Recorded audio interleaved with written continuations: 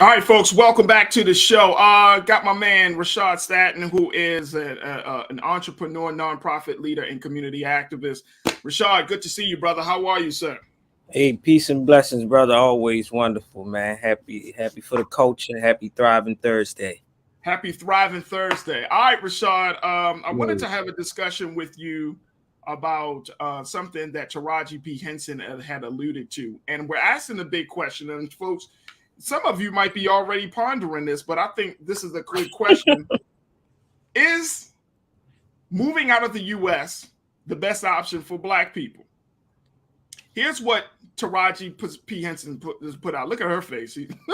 I like the picture they have of her. She says she's moving out the U.S. But Ariel, let's post her comment, her quote. She said, "I'm really considering getting up out of here, leaving and living in another country. That's something that comes with 50. You get tired of fighting. I'm tired. There's something that happens when you turn 50 where all of your fucks are behind you. I've accomplished a lot, and I'm going to do what I want to do." She said, "I'm at the point now where if I say I quit and I'm going to go travel the world, I can. It's so freeing." Where's your passport, Rashad? You got a passport already? I got my passport. I check it every 2 weeks to make sure it ain't expired. No, but real talk, bro. Like, can we talk about the fact now? Look, I've heard, and some of you, I've heard so many people, Black people. I remember when Trump first got in office, was running for president. People was like, if this dude gets in, I'm leaving the country. Remember that, Rashad? Everybody was talking about they about to run up north to Canada. Canada's like, don't you bring that madness up here. Canada's like, no. But I heard a lot of people say that. So Trump got elected. He got out of office. Some folks are still here. But now, like, Taraji is putting it out there like, look, man, I'm 50. Like, how much fighting do you supposed to do in your life? What's your take on that, bro? Because I'm going to be honest. I got mixed feelings about it. But what's your take on it? You know what? I had to I felt that in my spirit. Like Country Wayne said, you got to let that sizzle in your spirit. Like, I felt where his sister was coming from, right? And I don't know where I'm at in my life that I might feel that way, but I think she has the means. I think she's at that age of living and have a lived experience in that space of just wanting to be free, right? And I'm sure that she can experience that here, but it will require some level of disconnect. But maybe she just wants something new, and if that's the case, why not do it? But my only reluctance and hesitation towards that whole comment is there any place in this world that's much safer for us to be people, right? We think about what happened in the Ukraine and things of that sort. As African people of the diaspora, we see they were the ones that were stopped from even leaving that country, right? We think about the our brothers and the sisters that are in the UK, and we learn of them in Great Britain and other works, and they talk about their lived experiences almost just as similar to ours, right? So it's like, in what place do we have a safe haven, right? Where's that haven at? And then the other part is like, I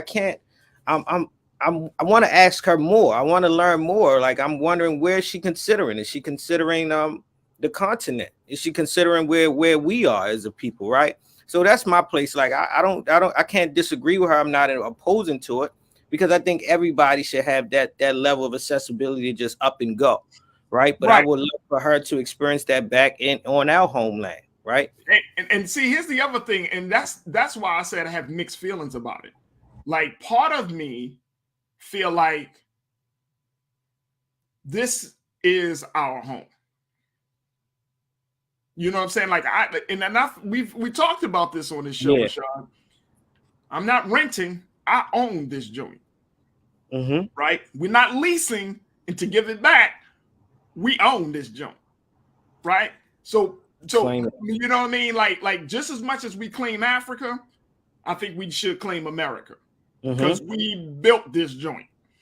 Our blood, sweat, and tears, right? So this could be an extension, for lack of a better word. This could be the winter home. and then we got the main home. But the point is, we own this property. I agree. I say, brother. I agree. Go back to like what you said with the Juneteenth. It's like the intentionality of using those colors. Like, don't erase us out of this history of this country because we built this country. And see, look, what Taraji was kind of speaking to, which is I understand because you get to that place, right? I think we all get to that place. If you are a conscious individual in this day and time, and I think a lot of Black people are, I don't think it's easy for us to assume that Black people don't know what's going on. But I think a lot more Black people do know what's going on versus the numbers that don't, right? So if you are in this space, you do get tired. Look, man, you and I personally, we do community work. I've been doing community work for over 20 years. Yes, sir. There are moments where I'm like, man, I'm ready to quit. I've heard some of the best and brightest. I've heard everyone from Dr. Conrad Rowell to the Honorable Minister Louis Farrakhan to every Black leader has expressed the toll, the exhaustion, the exhaustion of fighting for freedom, justice, and equality and liberation for Black people. Every Black leader, Dr. Martin Luther King, Malcolm X, just go through their writings. They got tired. So I don't want anybody to believe that no one gets tired, but for somewhere in each one of those great, not just men, but in the number of the heroes, they found something. They dug deep within themselves to figure out we got to keep fighting. Because here's why. I believe that one, they saw that this is our place, like America is ours. But then I know that number two, what do you leave for the next generation? What future in this country? Because all the 13% that of Black people that make up this country, everybody can't move to Africa, bro. Yo, you hit it. When you said that, you know what hit me? It was that see it through poem. Like, running from it will not save you. It will probably chase you around the rest of this globe. Check this out. You hit it. You hit it when you said what, and you asked, and I think that's a legitimate question. What place on the planet is Black people not catching hell? I'll wait. The government say we need research on this. I mean, seriously, international research. What inhabitable place on the planet is Black people not catching hell? See, we running from our destiny. In the hell, and Rashad, trust me when I tell you this, because I'm learning so much about the divine in all of this, right? Because a lot of people don't seem to think that our struggle is actually a divine struggle. But the reality is, in the hell is our heaven. Talk. You know what I'm saying? Like, I think J. Cole coined the phrase beautiful struggle, if I'm not mistaken. I think he was the one that said that. Talk about the beauty in the struggle. Yeah, yep. There is something to that. Like, we are struggling, but there's beauty in the struggle, because when you are being forged, I'm about to hit people with this, y'all. Y'all ready for this? When you are forged in the furnace of affliction, that's what the scriptures say, right? You are in the furnace of affliction. See, this is a different path. Every people have their own path. White people, Latino people, Asian people, every people have their own path to get to an ultimate destination. And Black people, we trying to compare our story, our narrative, our path to somebody else's path. We got to stop doing that. We are on a very special path in this country. Agree, 100%. Go ahead, bro. Because come on, man. No, Go I'm ahead. just curious. I like this whole idea. Like it makes me, and I'm reading the comments. It's making me gauge this idea of, is there really research into this?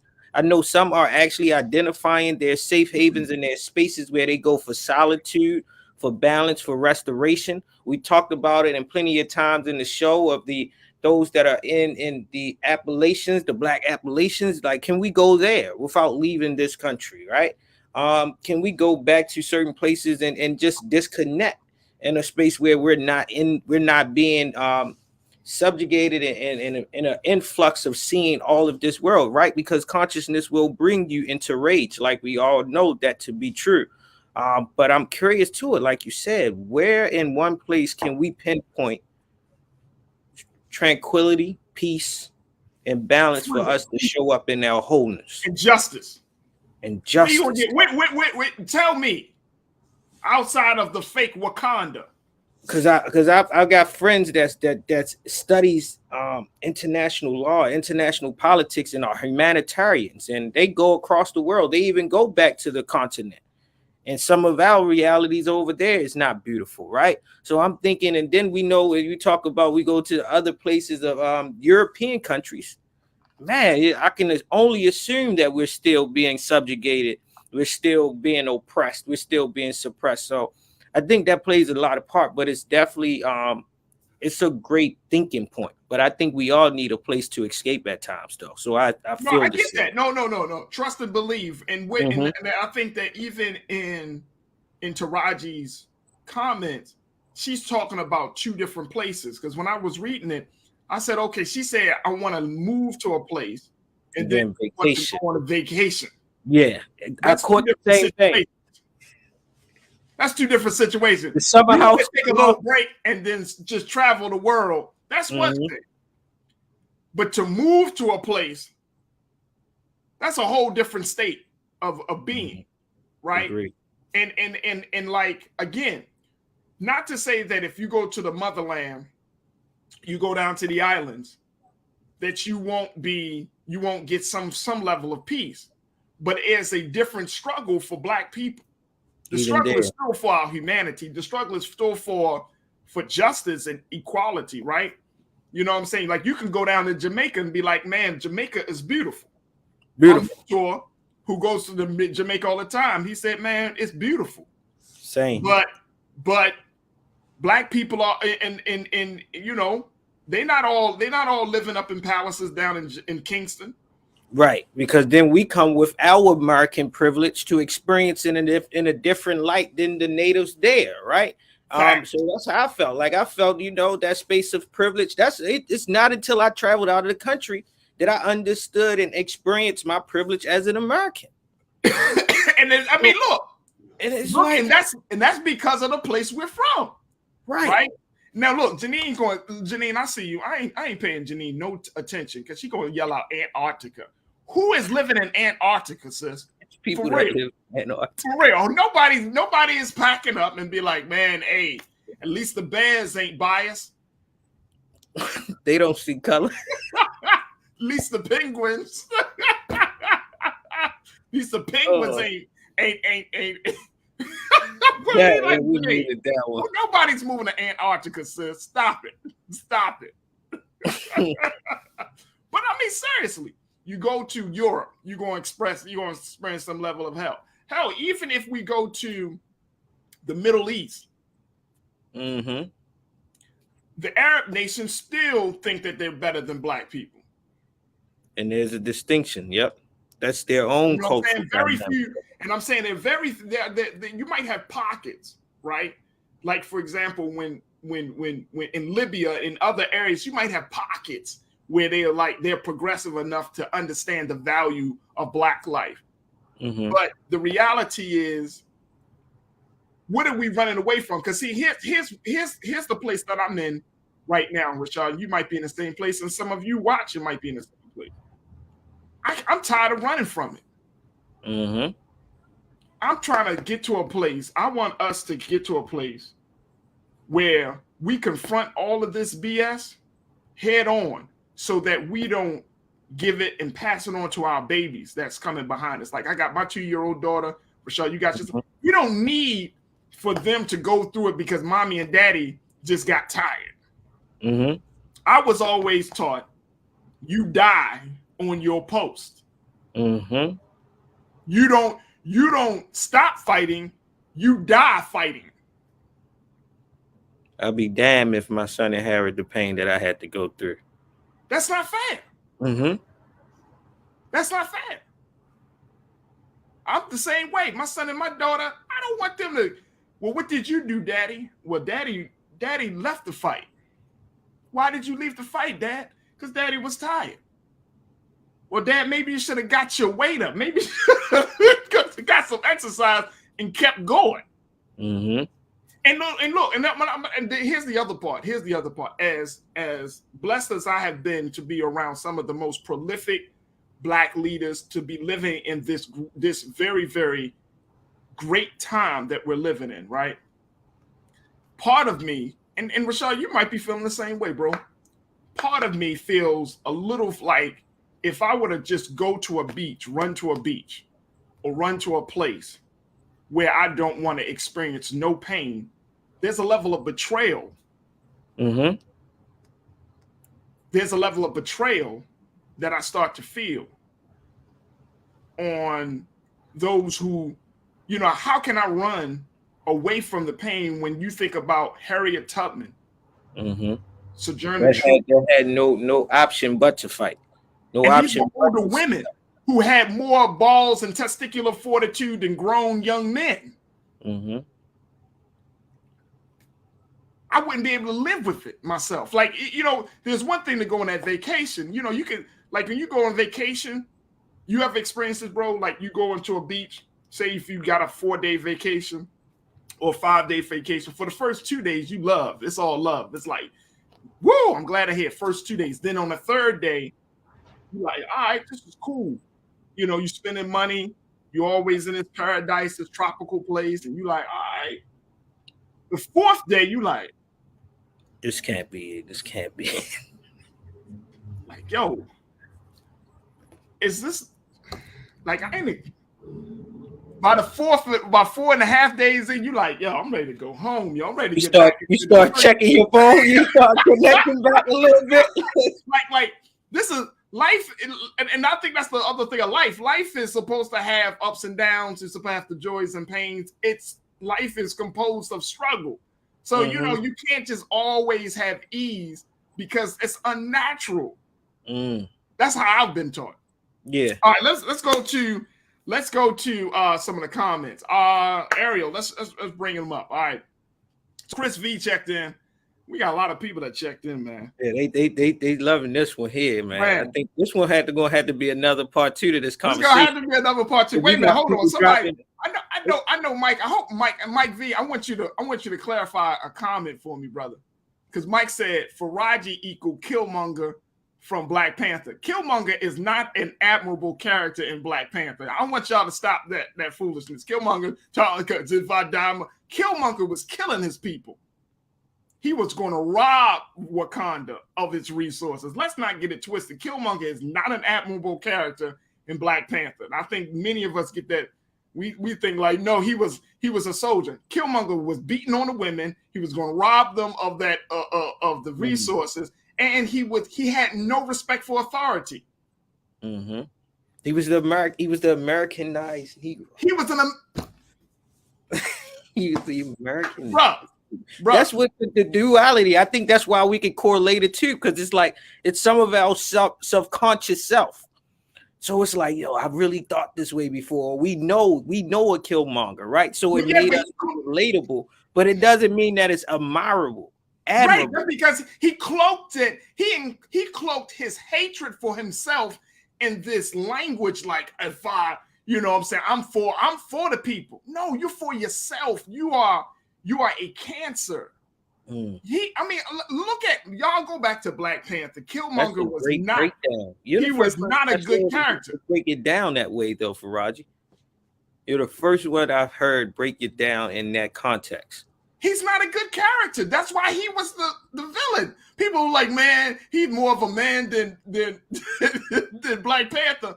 He hated Black people. But the point that he made is that he was made to hate himself because he was in the military. Y'all remember his story. He was in the military and he was conditioned to be a soldier.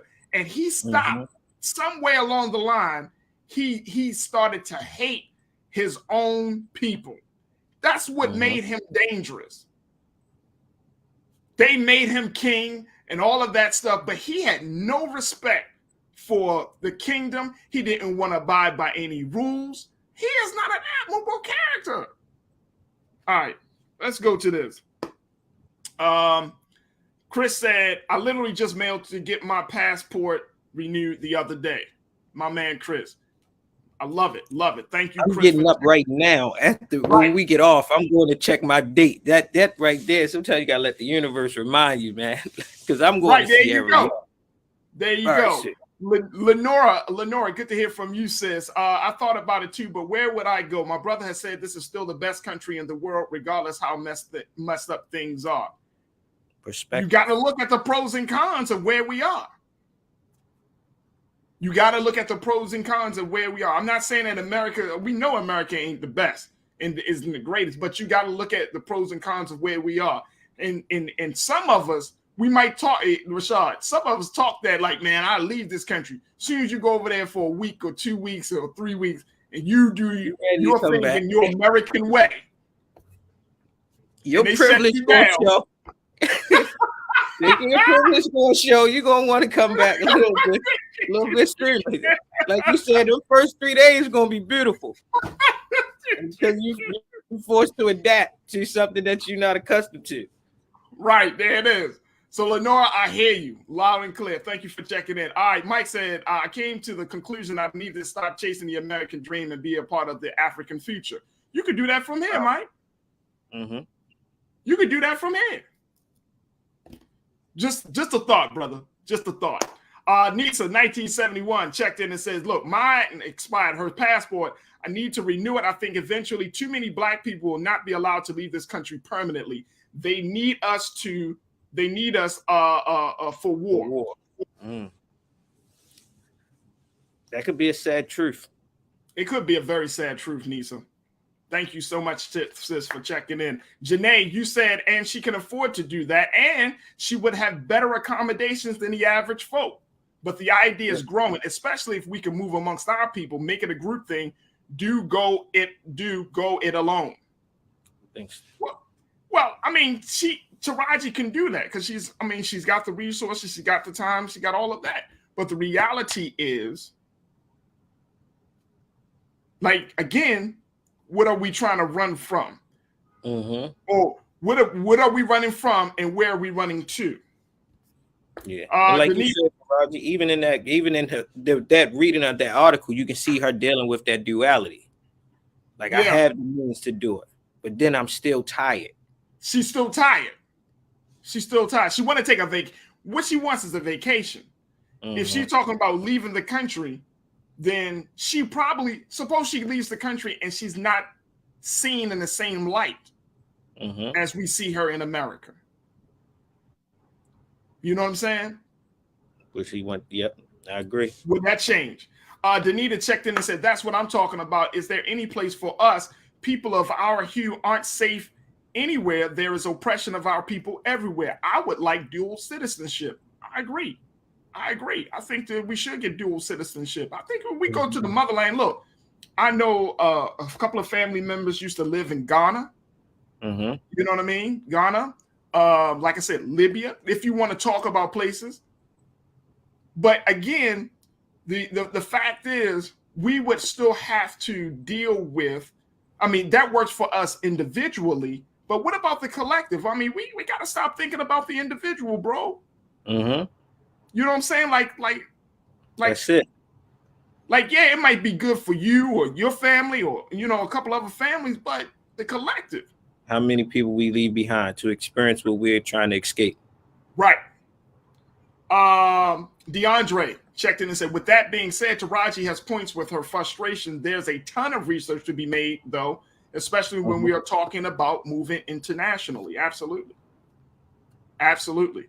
King Saul, thank you so much, DeAndre. King Saul, good to hear from you, bro. The American dream was attained for one group and a dream for us. Yeah, I agree with that.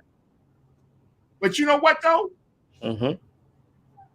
I told y'all what kind of energy I'm on right now. The energy is that you create your own future, man.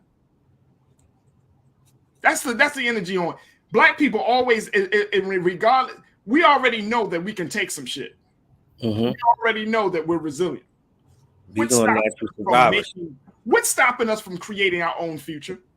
Right? Regardless of where you are, you don't need to go to Africa. What's stopping us from? And I'm talking about seriously, folks. I know you might say, "Oh, Faraji, what about the laws? Faraji, what about the attitudes of racism? What about this? What about that?" I'm saying seriously, why can't you make a heaven for yourself right here on earth, wherever you are? Individually, we do it every day. Mm-hmm. We talk about the people who do it every day. We idolize the people who do it every day. But you mean collectively we can't do it every day? You create your own future, right, Zoe? Zoe, I see you. I got you. Zoe checked in and also said Taraji is in a place of power and privilege that most black families are not afforded.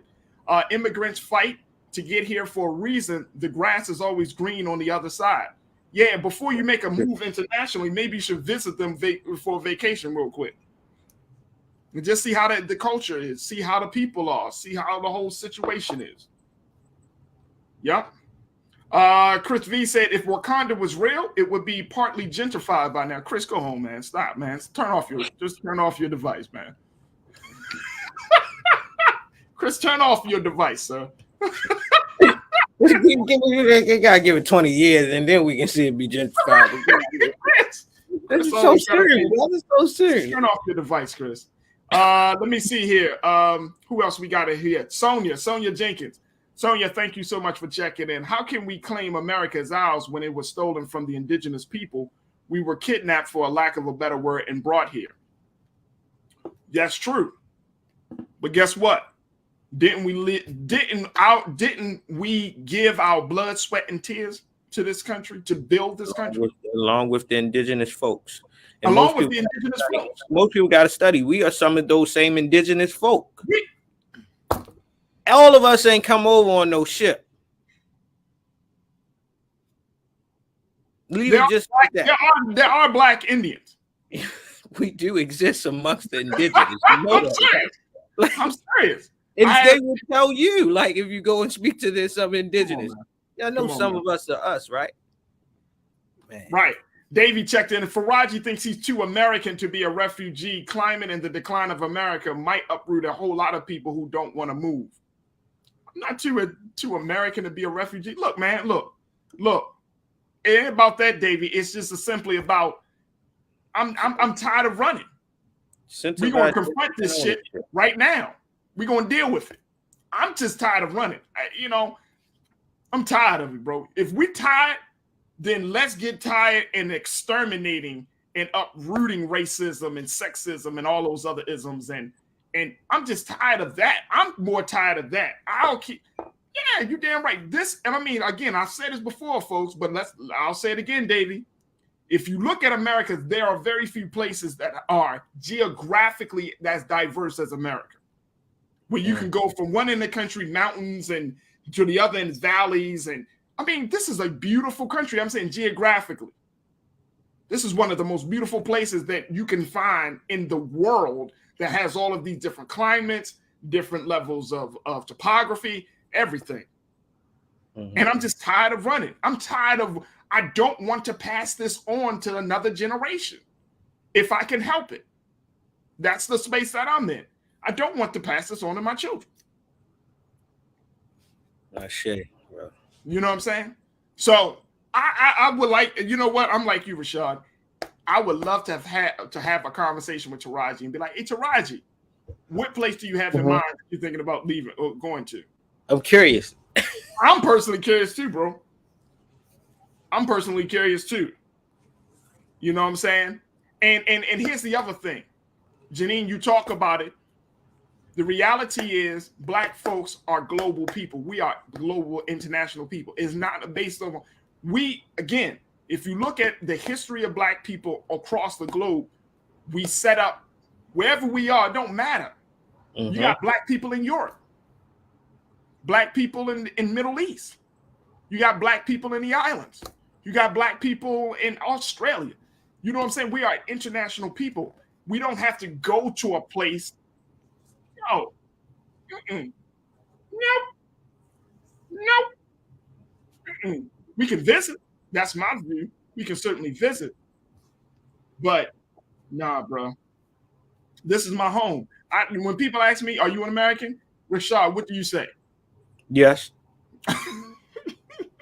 I don't know where that. I don't know how else. I don't be like, man, I'm from nowhere. I'm from the darkness. I am all that I am. Sure, my lineage connects me to elsewhere, but for my lived knowledge and lived experience, I'm American. I'm sorry, I don't know nothing else. I'm from Baltimore. I'm American, bro. I would say I'm Baltimore first, but I'm American. They might get scared That's of you. That's just a Baltimore mentality. They be in Africa. You listening to The Wire. You be like, wow. And I've had plenty of folks come up to me randomly and say, "You're African. You look African." They say your demeanor, there's my facial structures, and I'm like, I'm sure it is, but sorry, out of my own understanding, my ignorance, I don't know. Enlighten me. No, because I was born in America. Now I can do ancestry, but at the end of the day, I was born in America. That's what it is. You know what I'm saying? Like that's what it is. Again, our people were here. Our people born here, died here, gave their lives for this. Why would I deny that part of my history and my culture? All right. My man Rashad, always good. You always bring these very I think I'm noticing that too. It's like the igniting of the fire. But I think one, like in the closing, Faradi is like one. I think your understanding of your history, that even the dark parts of our history you're not shameful of. No. Right. So even with that, you can stake claim in it. So it's like, yeah, I can claim me being American because one, I'm not shameful of even the dark parts because it still made me who I am. But I'm knowledgeable enough to not be a fool to how it has not always treated me and my people fairly either. Right. I'm not an ignorant, prideful American. Right. Right. I mean, I think you're absolutely correct. I think there's a little bit of identity crisis when you start to get into all of the other stuff. Like the reality is, let's start there. I was born in America. I am too American. You know what I'm saying? But that doesn't necessarily mean that I think a certain way. Right. You know what I mean? But yeah, this is it. There is something about the children of former slaves coming up in this place that they were made enslaved and becoming masters. That's a very compelling story. And I think that we shouldn't run from that part of our narrative. Brother Rowland got a great piece called The Year of Our Return, 1619 to 2019. I mean, we were put in this part of the earth for those, and there are others, our ancestors who were on that part of the earth, but we got to make the connection. And guess what? We can't be ashamed. I love how you say that, bro. We just can't be ashamed of our story, man. This is our story, folks. Again, every people has their own path.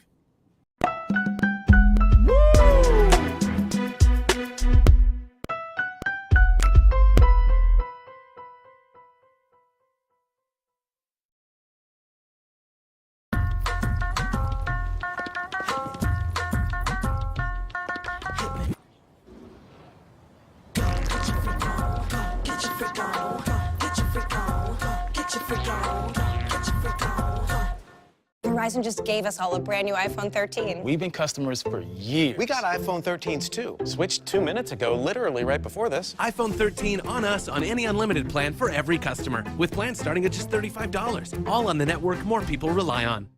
Love our new Alexa. It's a Buick. Yeah, Alexa, Buick. Alexa. It's a Buick. It's an Alexa. It's a Buick. It's an Alexa. Coach, that's a Buick. That's an Alexa. The Buick Enclave with available Alexa built-in. Pull up a chair. Take your seat. The Black Tape with me, Dr. Greg Carr, here on the Black Star Network. Every week, we'll take a deeper dive into the world we're living in.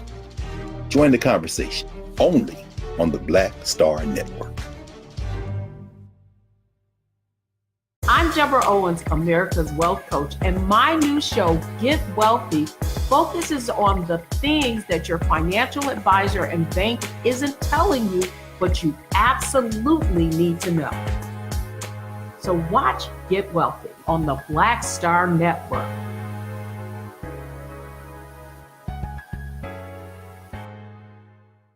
Folks, Black Star Network is here.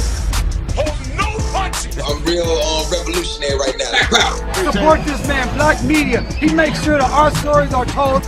Thank you for being the voice of Black America, Roland. Stay black. I love y'all. All momentum we have now, we have to keep this going. The video looks phenomenal. See, this difference between Black Star Network and Black-owned media and something like CNN. You can't be Black-owned media and be scared. It's time to be smart. Bring your eyeballs home. You dig?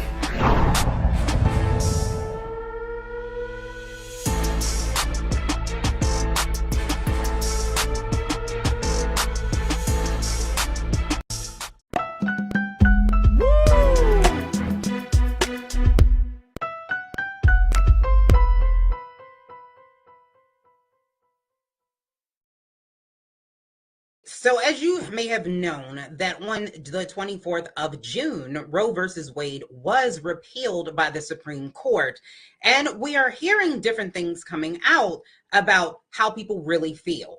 Now, Trump went on a rally the other day taking credit for, one, putting 3 Supreme Court justices on the Supreme Court, therefore leading to the overture of the Roe versus Wade. Now, he did have Representative Mary Miller, who is a representative in Illinois, who said that Roe versus Wade, the repeal of it, is a victory for white life, which is a little jarring for most of us people in the country who aren't white. And it sounded a little bit off coming from an actual sitting representative. And today we're going to talk about that. And I have my friend, Mr. Royce, the Voice, Royce Massengale. He is the host of Royce's Rant, who will be with us today, who will be discussing all of these topics and more. I want to bring Royce into this conversation to talk about exactly what's going on with Roe versus Wade. And is this really a victory for white life? How you doing? Hey, Royce, how are you? Welcome to the culture. I'm doing well. So I wanted to talk to you, as you know, that we have had Roe versus Wade to protect us for nearly 50 years. Right. And because of the overture of Roe versus Wade, we're seeing states that as of June 24th, it is illegal to get an abortion. Is this a dog whistle for white women and white men trying to control their bodies? Okay, so here we go. All right, so first I do want to address the media slip up or the accident on purpose or the on purpose on accident, statement that she made about white life. I'm trying my best not to look into that particular thing too deep because I've made mistakes when I'm reading from the paper because that wasn't coming from the head. She constantly was looking down at her script here, and sometimes you might get confused, white with life. But I don't think that's the real issue here. You know what I'm saying? Because when you think about it, when it comes to this Roe v. Wade, and we're talking about, these abortions and making them illegal, there's a high percentage, of black women that are getting these abortions at a higher percentage. And most of them are not for medical reasons or for, any other lower percentage situations. A lot of these reasons that these women are getting these abortions, roughly close to 60%, is really just because, to me, I'm gonna add my opinion into it, irresponsible decisions when it comes to sex. I mean, just keeping it real, you're having sex, you're getting intimate, the consequences of sex. There's 2 things: you can get STDs or you can get pregnant. Anything else could happen. But a lot of people seem to leave out the irresponsible behavior due to pregnancy, and they say I wasn't ready for it, it was unplanned, so I'm just going to kill the baby. Like, that's not fair to me. So to be honest, go ahead. Let me ask you this. All right. So just going back to the question, is this a victory? So the way that you're talking, you believe that this is in fact a victory for white life? No, I don't think it's a victory for white life. I mean, it's a victory for black life too, because the black lives are killing the babies just as much.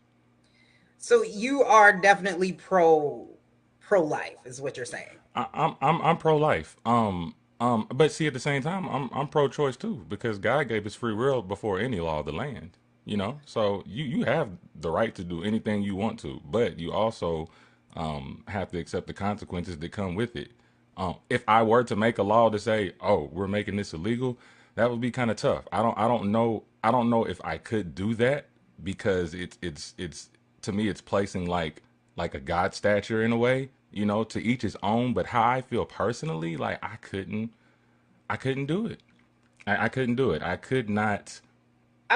I'm gonna respect your opinion, but as the only woman on the panel, I definitely have to make sure that we are being very, very clear about this. The Supreme Court is now coming in telling people what they can and cannot do with their bodies and their sexual health. And when we're looking at what Mary Miller said as a victory of white life, that sounds like something you would hear at a KKK rally. It sounds like something a Grand Wizard would say. Now, I think we have the quote from her people who are actually saying that this was an accident. This was a slip up. This was not intentional. Do we have that quote from her representatives? So here's what they're saying that she meant to say. They're saying to suggest that she is somehow not committed to defending all life is disgusting. She has the most pro-life voting record in Congress and is the proud grandmother of 2 beautiful grandchildren with Down syndrome. Now, this doesn't make any sense to me, given the fact that this is talking about Down syndrome and disabilities and not necessarily her addressing her saying white life. Do you believe that this may be something that subliminally came out for her? I mean, hey, if maybe there was a glitch. Maybe we never really know. Like, let's deal with the obvious here. Like, something that we can really prove. What we can't prove is if she meant that or not. It could easily be narrated as, oh, that's a slip up. I meant to say right instead of white. I've said that before too, reading certain things. We don't know for sure, and I think that's the wrong focus though, because they say this is this giant leap for white life, right? Okay, we're saving the babies. But let's not forget that we're also saving black babies too. Like, we're leaving that black part out of it. Like, this could be a win for black women. You know what I'm saying? A win for our black children. Because I'm not an advocate for abortion. So of course, if they're passing this particular law and it's reducing the amount of abortions or to just to end it all, that's a win for me, especially for black women, because we need our black women. We need our black children. So I hear that. I definitely hear that. I could care less if she said if this is a victory for white life. It's a victory for black life too, if that's the case. I mean, I hear that if you are in fact not pro-choice and you are pro-life, but at the same time, you do not want a sitting representative with that type of mentality being on a puppy, because if she's saying that and it's an accident, it probably means she means it in her mind, and it just so happened to slip out. And some of the comments, I'm going to go to the comments really quick. We have Rashida Guess, who said, no, sorry, she did not make a mistake. She meant that, and I'm not surprised. That's how white people feel. How do y'all know? Shout out to Dawnita Jackson. Thank you so much for checking in. And she says the irresponsibility aspect should be added, but should be added for both men and for women, not just for women. I agree with that 100%, that it is not just women. Men are also out here making these babies. We're true, but at the same time, let's keep it real. Like, nobody throws in men. They're like, whenever women's back is against the wall with some of this stuff, like, they always want to throw men in there. We know, obviously, it takes 2 to tango, but y'all say it's my body, my choice. It does take 2 to tango, but then it only takes 1 to make the decision. Come on now. Come on, chat line. But let's just be real. In a lot of these cases where there is choice, most men will leave that up to the woman. They want to take themselves out of the equation completely because they don't want the responsibility of dealing with something like that. Because that's a really big choice that you have to make. And I do also want to harp in on this. this is not a choice that is women are just taking willy-nilly. This is definitely a choice that women have to think about. And I think most women do. Speaking of which, kind of like going back to your comment a little bit, since you do believe in pro-life, and Clarence Thomas, this is another reason why Roe versus Wade, them repealing this, is concerning. Mm-hmm. Is this the beginning of a rollback? Clarence Thomas, the most senior judge, has stated that he is going to be looking into other things that the court has, decisions that have been made.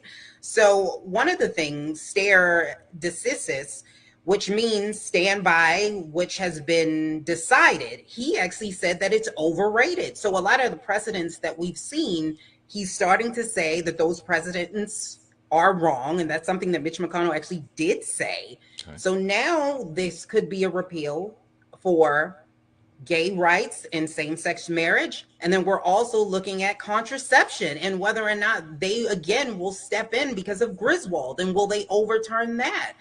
I don't know. Do you think that we're going down a slippery slope?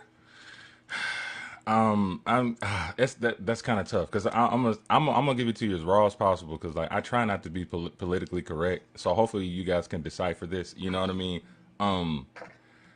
I believe that first, I believe that as women and as men, because I'm taking from the comments too, I do agree with what you're saying. We do have to hold ourselves accountable for the actions that we make, first and foremost. Like, let's forget about this law and stuff like that that's trying to be passed, all right? You make the decision. Women have access to sex. You make the decision on how sex is going to be.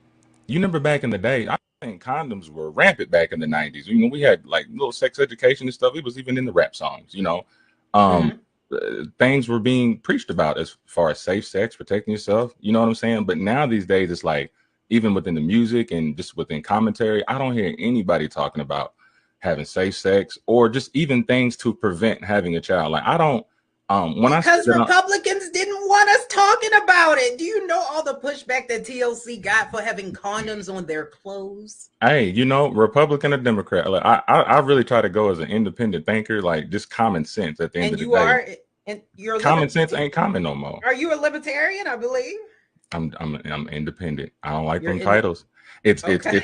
if it makes sense on the right, then I go with it. If it makes sense on the left, then I go with it. It's all in what makes common sense. A lot of people just pick sides because, and they may know that something may make common sense, but they want to stay on that side because they're trying to stay loyal to maybe some I ain't gonna say stupidity, but yeah, let's stay away from that. Let's stay away from that, because I know people are sensitive out here. You know what I'm saying? But I love y'all.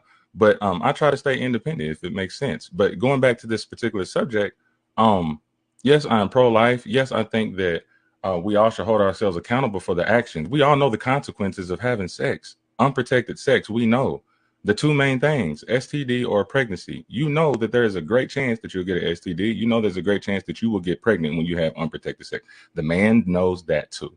But I also put most of the responsibility on the woman because they have access to that. They're the ones that can give themselves to a man. Okay. So all of a sudden now you're pregnant and now you don't want the child. But is that fair to the child? That's not fair. A lot of women like to bring up medical reasons, or they want to talk about the R word. And I do adhere to that. But that's a low percentage on a bigger scale. You know, and really to kind of sum this statement up or whatever, I feel like most of the women are using these abortions as a form of birth control, and they don't want to take the responsibility or hold themselves accountable what the real reason is.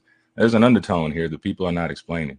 Well, I'm not going to say that I agree with you because, you know, we don't agree on anything, but you know, it is what it is.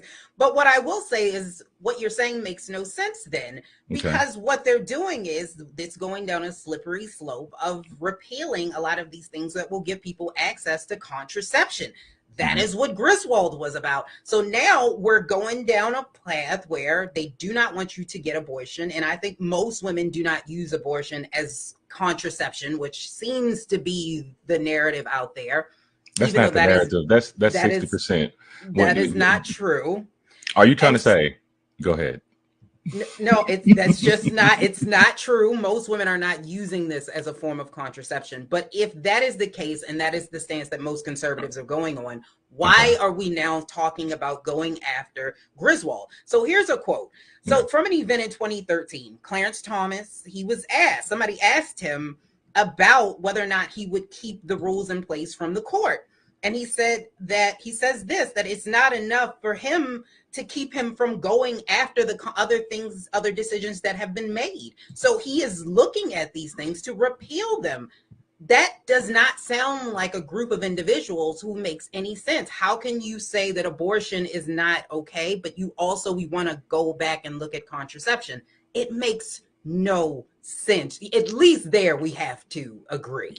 So, okay, let me say it like this. All right, let me say it like this. Are you trying to say that, if they're going to go with this particular law here, you trying to say that contraceptives shouldn't be available either? No, it should. It should. Okay. They're trying to take that I do away. agree. Lisa, I do agree with you. I agree. I knew we would get something. Bring out the condoms. Bring out the condoms. Men, you need to be smart too. I knew we would get something, but let me go back to some of the comments. We've had some other people check in. Thank you so much for tuning in. Willie Frazier said, he's asking about Mary Miller. Did she vote against babies getting formula or women getting maternity leave? Alfred Elliott is saying, but the white birth rate is low. And he's saying that that's what she meant to say. Just say in. Thank you so much for tuning in. He's saying, she meant it the same way you're in a room full of brown haters. And I don't know. I kind of agree with you. I think she meant it and it came out and people said something about it. But I'm pretty sure that's what she meant, even if it was only in her own mind. Let's just say that. And we have Tyrone who checked in. Thank you so much, Tyrone. He's saying, there are not many who will voluntarily choose safe sex, especially men. I think that's a conversation to be had as well. Rashida, thank you so much, Rashida. And Rashida Guess is saying, this man is going to make me burn my dinner. I'm sorry. I'm assuming she's Don't talking about I bet it's Jill. good too. I bet it's and good. Janelle Field is saying, dude is so lost, he might need a higher caliber of woman because the women I know do not use abortion as a form of contraception. Me either. Thank you so much. Me. I don't know anyone either that actually does that. So let me so I had to rebuttal that a little bit. I still think there's a lot of emotional things going on here. This to be so let me give me what I want people to tell me what would be the main reason for an abortion, because you're fighting for that so hard. Is it just about control of your body, or is this about abortion? Like, nobody's being real with that situation. We're acting like that women don't get abortions because they're not ready for the baby, or they don't feel like they're suitable for it. Like, they don't hold it up for adoption or anything like that. They just kill them. They kill the child. Yeah, it is your body, your choice, but like, you made the decision to have unprotected sex and now you're pregnant and you're trying to say, I want an abortion. I'm just saying, you're trying to say that's not one of the main reasons. Like, what are the other higher percentage reasons to get an abortion? Because I've been through IVF too. I will say this, that the majority is because the woman does not want to have a child at that point. Boom. That's my point. I will say that, but I will also say that the majority of women are not out here using abortion as contraception because mentally, physically, it is not an easy thing to do. What I'm saying is they're doing that more for that reason than any other reason, is what I'm saying. Like, all the other reasons are at a low percentage. So even what you just said, your first answer was, I do agree. There are women out there who say, they're doing it because they weren't ready. Well, why didn't you think about that before you had unprotected sex? That's what I'm really talking about. Nobody's admitting that. Right. I agree that there are some people that can be irresponsible. I think the most people or most women that get abortions are not, but there are some people that can be irresponsible. Mm-hmm. Now, what I will say is this. It is up to a woman in order to make that choice, and it should not be the government's choice to tell me whether or not this is what I can and cannot do with my body. And like I said, agree. This also goes down to this fact as well, that if you start to do this, you start to tell people what they can and cannot do. Again, like I said, when you're looking at these cases that would or potentially could be overturned, you have Griswold versus Connecticut, which basically gave the Constitution of the United States protected the liberty of married couples to buy contraception. So in the government at this point, before that time, could restrict that. And there actually was a law on the books that did just that. So I think that I'd rather women just say y'all don't like using condoms. Is it women though? Like, so if men don't, men don't either. I'm throwing men in there, but like, it's just that it's the emphasis right now is so much on women and my body, my choice. So I'm really trying to be specific to women. I understand. Here's another men. thing. Here's a comment that I'm seeing here. Protection is not 100. It's not 100% proof. Condoms do break. You are right, but guess what? Going in with bare skin is 100% chance of pregnancy. What odds are you choosing? If you had a choice, commentary to wear a condom or not, what has a better percentage of pregnancy not being pregnant? A condom or no condom? Common sense. So you're hanging on to the 60%, but do we know how many of those individuals actually use protection? It's obvious to know who don't use protection when they get pregnant. It's not though. That's obvious. Not though. But we're getting down a rabbit hole. Let's Somebody bring it back in. In the condom. We're going down a rabbit hole.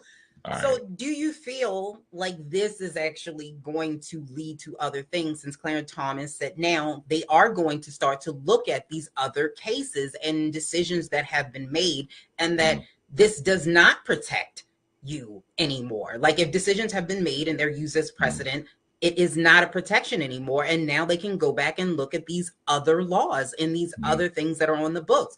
Do you think that this is an opening?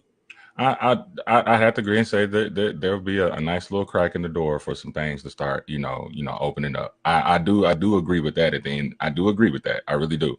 But also at the same time, I want to hold us as people, the people who have the power of the people. We need to hold ourselves accountable and be responsible for some of these things, though, at the same time. All right, we can't allow the government responsible for gay marriage, because that's something. Are you going to talk about gay marriage?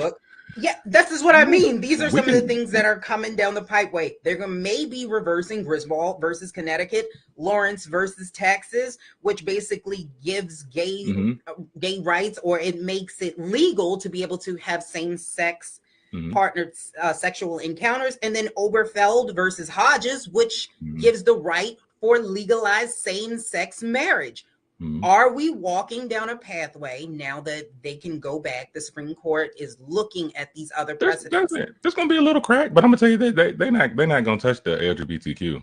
They're not going to mess with that. They're not going to mess with that. I don't know. Look how hard though. Look how hard they really tried. Look how hard they've been fighting just to get to where they're at now. You think really they're going to just reverse all that too? I honestly do. I think that this is something, because Clarence Thomas said it, and he mentioned these by name, that these are some of the precedents that they're going to go back and look into.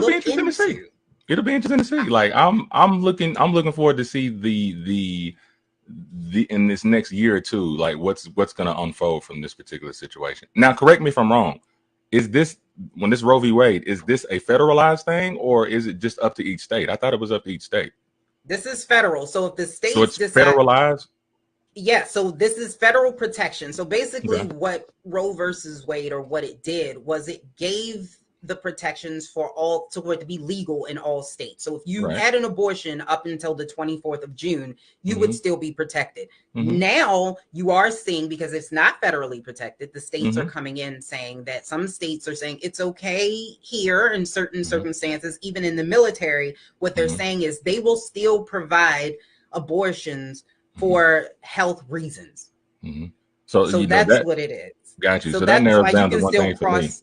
Cross state lines. You can still cross state lines and get an abortion, as of a matter of fact. In some states, they're saying that in Idaho, Mississippi, North Dakota, Wyoming, what they're saying is that it may be hard to find a doctor that actually would perform an abortion. And they're saying that it's best to cross state lines, even though it is still legal there to get an abortion in the case of rape and incest, but it would be hard to find a doctor to do that. And I will say this, for people that want to debate back and forth, listen, at the end of the day, who you voting for? It all comes down to your vote, all the way down to your state, to your local people. Who'd y'all put in office? You know what I'm saying? It's, especially on the state, and we're talking about state, and we're talking about locally. Who did y'all put in office? Because this is where we are right now. Who'd you put in office? It is all about your state, but I think sometimes if you are born into, because most people don't move out of the states that they were born into, and if you're born into a state that's a little bit more conservative and you just so happen to be a liberal, you might be in a really, really tight spot.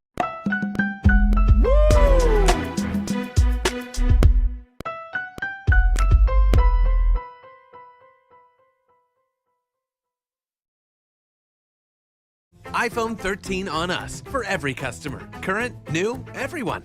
To show the love. Don't you think it's time to get wealthy? I'm Deborah Owens, America's Wealth Coach, and my new show on the Black Star Network focuses on the things your financial advisor or bank isn't telling you. So watch Get Wealthy on the Black Star Network.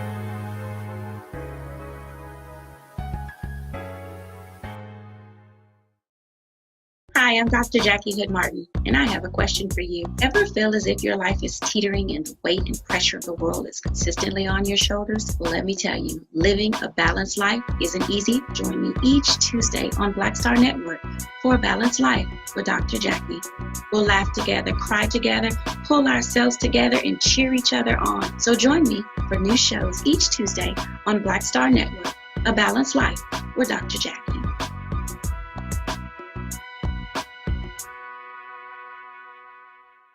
Pull up a chair, take your seat. The Black Tape with me, Dr. Greg Carr, here on the Black Star Network. Every week, we'll take a deeper dive into the world we're living in. Join the conversation only on the Black Star Network. How about sushi? I just had sushi for lunch yesterday. How about tacos? Automatic emergency braking, one of 6 advanced safety features standard on every 2022 Chevy Equinox. Find new technology. Find new roads. Chevrolet.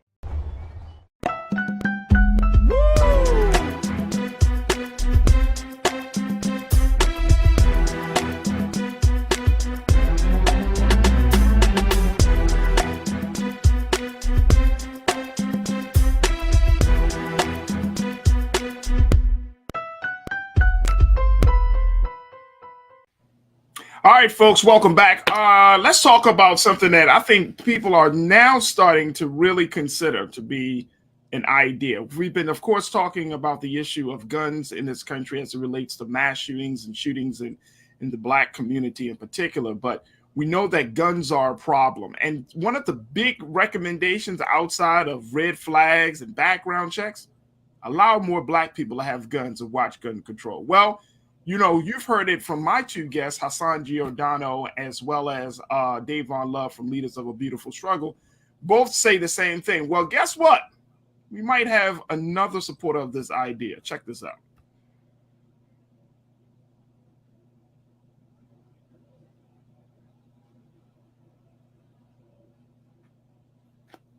All right, look like we're going to pull up this. We're going to wait on that. I want to bring in culture crew member, Brother Sinead. Brother Sinead, real quickly, as we pull it up, looking at this idea of Black folks having guns. People are saying if Black folks had guns, we will see some serious gun control. How viable of an idea is that? Oh, check this out. Here it is. Mm-hmm. Check this out. It looks like we got to get some sound on this. Ariel, let's add some sound to this. I'd like to say this real quick as a gun owner. That taking those AR-15s off the market,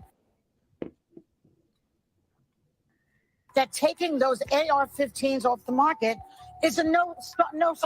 It's all about the guns, all right? I'd like to say this real quick as a gun owner. Yeah. There are people in this country that genuinely own guns and just do so for the same reason that we all sit up. An AR-15? No, let me tell you. Okay, let me give you a story. There's a man in Connecticut that watched his neighbor have a home invasion and watched their whole family get killed. He built his own AR-15 because Connecticut won't let you buy them, but you can abide by rules that allow you to build them. And then he has one in his house to protect his family because he never wants to see that happen again. He is a Black man. It's odd. Most AR-15 owners are former military, 35 plus and married. So that's all I'm saying is that they're not these crazy people. Here's the thing. Once Black people get guns in this country, the gun laws will change. Trust me. Boom. what happened with the Black Panther. Black people have that right. That's what happened with the Black Panther. What? Joy Behar? Mm-hmm. Joy Behar? She's telling that to a black woman? Well,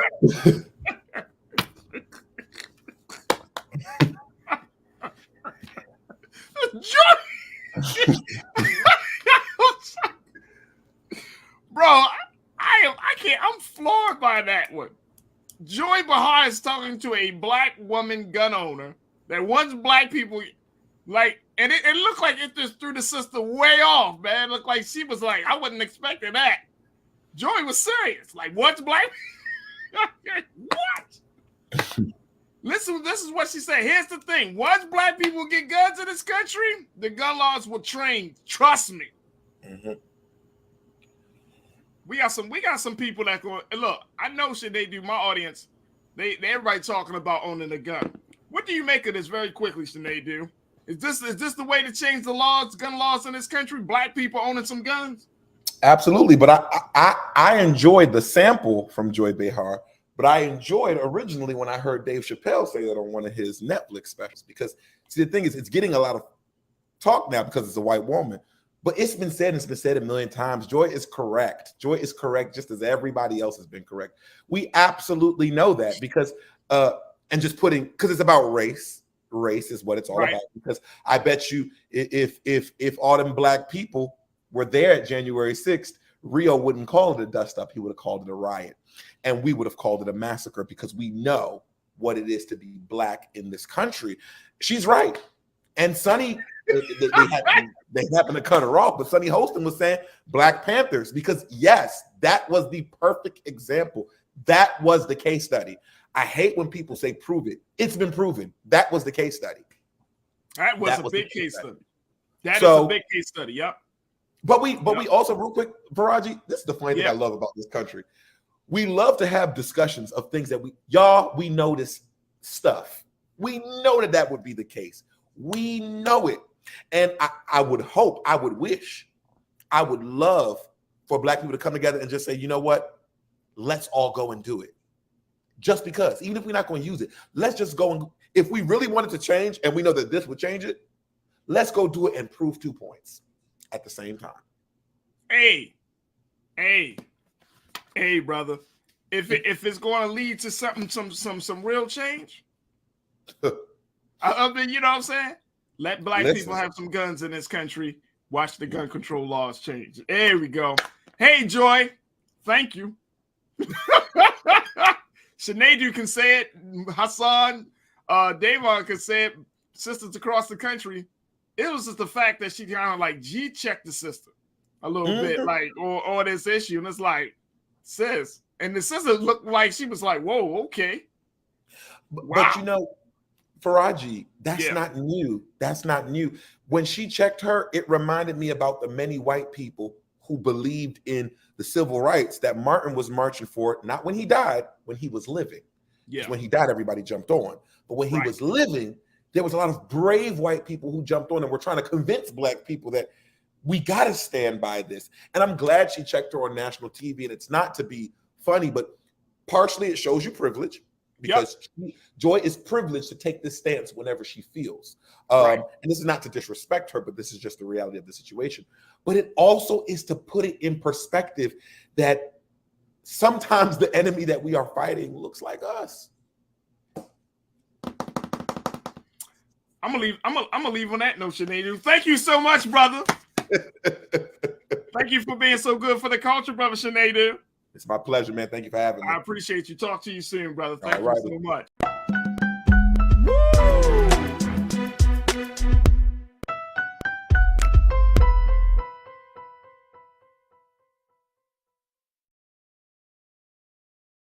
Love our new Alexa. It's a Buick. Yeah, Alexa. Buick.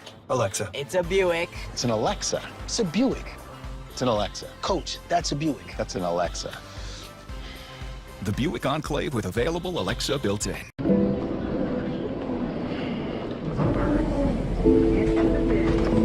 the window seat. These are the only bins that will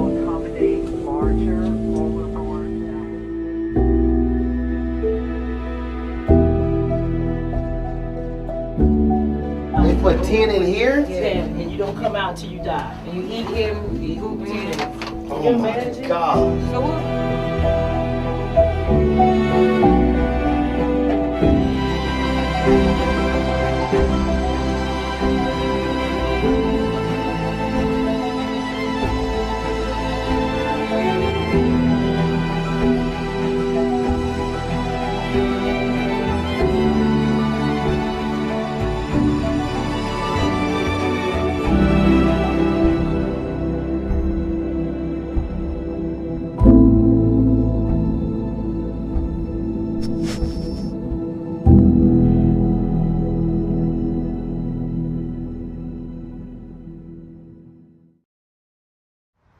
How about sushi? I just had sushi for lunch yesterday.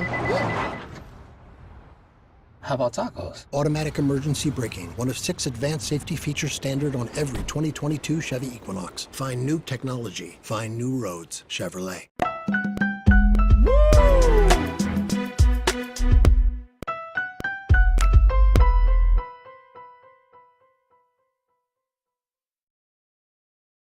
You report that the FBI has officially put out saying that active shooter attacks in 2021 doubled over the recent years. Now, folks, this is coming out as a result of what we saw in just Buffalo just a couple of weeks ago. And now the FBI is saying that these attacks are starting to happen more and more. Violent rampages, as has been reported by the Washington Post, that carried out on active shooters increased significantly in 2021, with 61 such shootings last year. Let me just share with you a little bit of some of the latest findings from the FBI. Check this out here. Check out this quote, folks. In 2021, these 61 attacks occurred on average about every 6 days in the United States. Wow. There were 30 such shootings in both 2018 and 2019. About 1 in 5 of the active shooter attacks in the FBI report was also a mass killing, which is federally defined as a single incident with at least 3 victims. Others killed fewer people, or in some cases, no one at all. In total, 103 people were killed and 140 wounded in the 61 incidents, a tally that did not include any of the shooters. Now, this is coming from the Federal Bureau of Investigations, the FBI, to talk about the severity of this situation. And now we are in 2022, and we're looking at more cases of active shooters attacks, where there might not just be cases of just one active shooter at one place. There might be one active shooter at multiple locations. I want to bring in today's Culture Crew members. Lise Winnie, host of Millennials Anonymous podcast that can be heard on where podcasts are streaming, to be a part of this conversation. And as we answer the question, how concerned should we be? Elise, good to see you as always, sis. How are you this afternoon? I'm doing well. How are you? I'm good. I'm good. When we look at this situation about active shooters, this is, we're seeing numbers now, of course, from 2021. Of course, they haven't come out for 2022, but we're seeing that there is a rise in this. How concerned are you that this situation may be getting way out of hand, starting this year and moving forward? Yeah, I mean, when you look at gun violence just in general, especially in the United States, this tends to be a problem. Whereas, what in 2020 was like 45,000 gun deaths. I think in 2021 it was somewhere around there, where we have a problem not just with active shooters, but we have a problem with guns. Now, gun laws are the most difficult thing to get passed. It is something that Americans will always have some pushback and resistance to. And so I think that what we do need to do as a nation to try to at least get on the same page, because I am concerned. It seems like this is something that is happening more frequently. It appears that guns are becoming easier to get, even though that's not necessarily the case, but it appears that way. So we do need to start putting the laws that we do have on the books in force, like the red flag law. There's no way, like I said last week, this racist zealot should have been able to get this gun. Like, there were things that didn't happen that should have been in place. So we need those types of gun laws, sensible gun laws that protect people from, themselves in a sense, so that they don't harm other people. Like, we have to make sure that we have something in place in order to protect the citizens of this country. Yeah, I would totally agree on that, Lisa. I mean, I feel like, you know, the FBI and, you know, some of these like law enforcement agencies, it's interesting because they see these things happening, but I'm not hearing enough in terms of how they're planning to like either stop this completely, how they plan to get to the root of this. And I think that that's interesting. You know, there was the case you brought to my attention, which was the case out of Texas, where there was an active shooter at a school. And you have to ask the question, you know, these folks seem to be getting younger and younger. I'm talking about the perpetrator. I'm talking about the actual active shooter. They seem to be getting like younger and younger. And I'm wondering, is that really, you know, as much as we've been having this gun conversation, but if these active shooters are in middle school, if they're in high school, gun laws is, I mean, obviously they're getting the guns from either their parents or someone that's close to, or just these guns are in their home. But I feel like there's something else missing from this conversation when you have young active shooters. It's not just about guns. It's gun about culture. This idea that I think that at the end of the day, Lise, the best way to handle a situation is to use the gun, is through violence. It's gun culture. So in America, we love our guns. That is what we stood for and stand for. And that's one of the things that in this country is true as American pie and racism. We love guns. And so when you look at gun culture and kids are growing up where guns are glorified, and then one of the things that has always scared me as a parent, and this is a conversation that I have with my spouse, who is an avid gun supporter and gun owner, that sometimes I think, especially when it comes to children, they're almost like toys. Like, have you seen these guns that are like, they're pink and they're colorful and they're, you know, I think that we have to really start saying what guns are. It is a weapon. It's not a, which a lot of people, well, it's a tool. No, it is a weapon. A gun was made in order to kill. That's what it's made for. And so when we see this being glorified in, you know, in television, we see people glorify this in music. I think that it brings about, the gun is power, and this is what you do. It's cool to have a gun. You see all the kids on social media with guns. This is something that is impressive. So we do need to change the culture around that. This is a weapon. This is not just a tool. This is also a weapon, and it is not a toy. Yeah, I mean, I would agree. I'm looking at the details, folks, and you know, if you are in Texas, you probably have been hearing about this story throughout the day, where a suspect was taken in custody as an active shooter now check this out, Lisa and folks, at an elementary school. Yeah. At an elementary school in Uvalde, Texas. And according to what police has already put out, that suspect is in custody.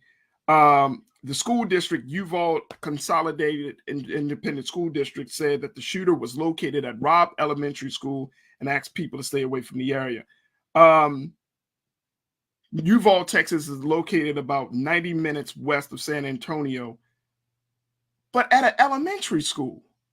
So I don't know, and we don't know just yet whether the suspect is a student, whether they're a staff member, whether they're a parent or community member. We just don't know. But I cannot, I mean, look, I grew up in the 80s. Yeah.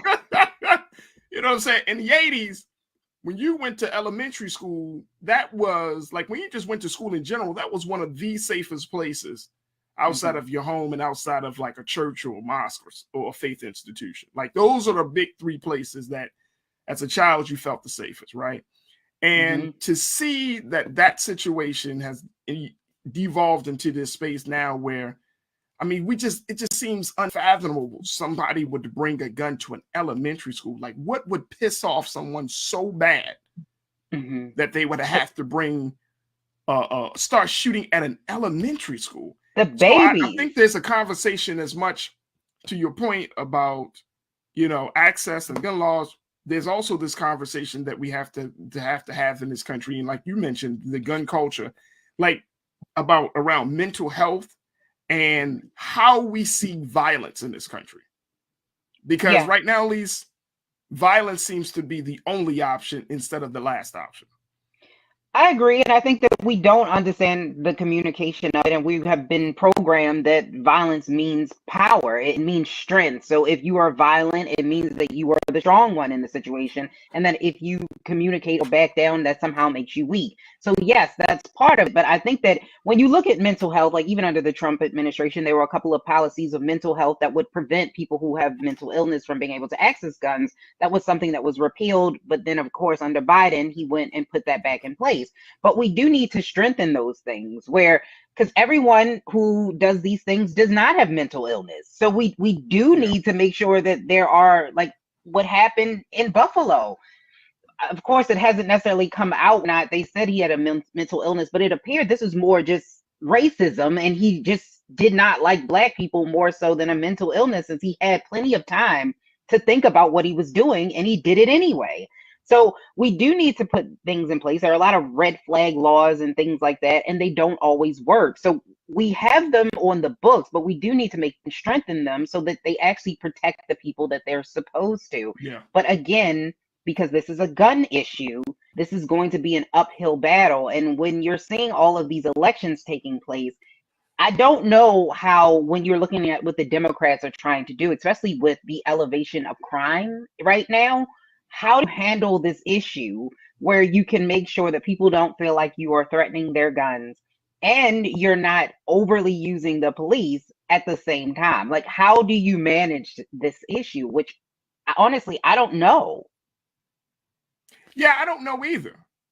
I don't know. I mean, I think culturally we can have some conversations. Like if we're seeing a lot of these active shooter attacks taking place at schools, I think there's some credence to teaching and educating young people about gun violence, gun safety, and most importantly, learning how to deal with your emotions and dealing with your feelings. I mean, it's interesting. I remember growing up, and I feel like bullying has always been a part of the school culture in some way, shape, or form. I was bullied, and I know people bullied, but it never occurred to me that, that in order to get my bully back, I wanted to shoot and kill him.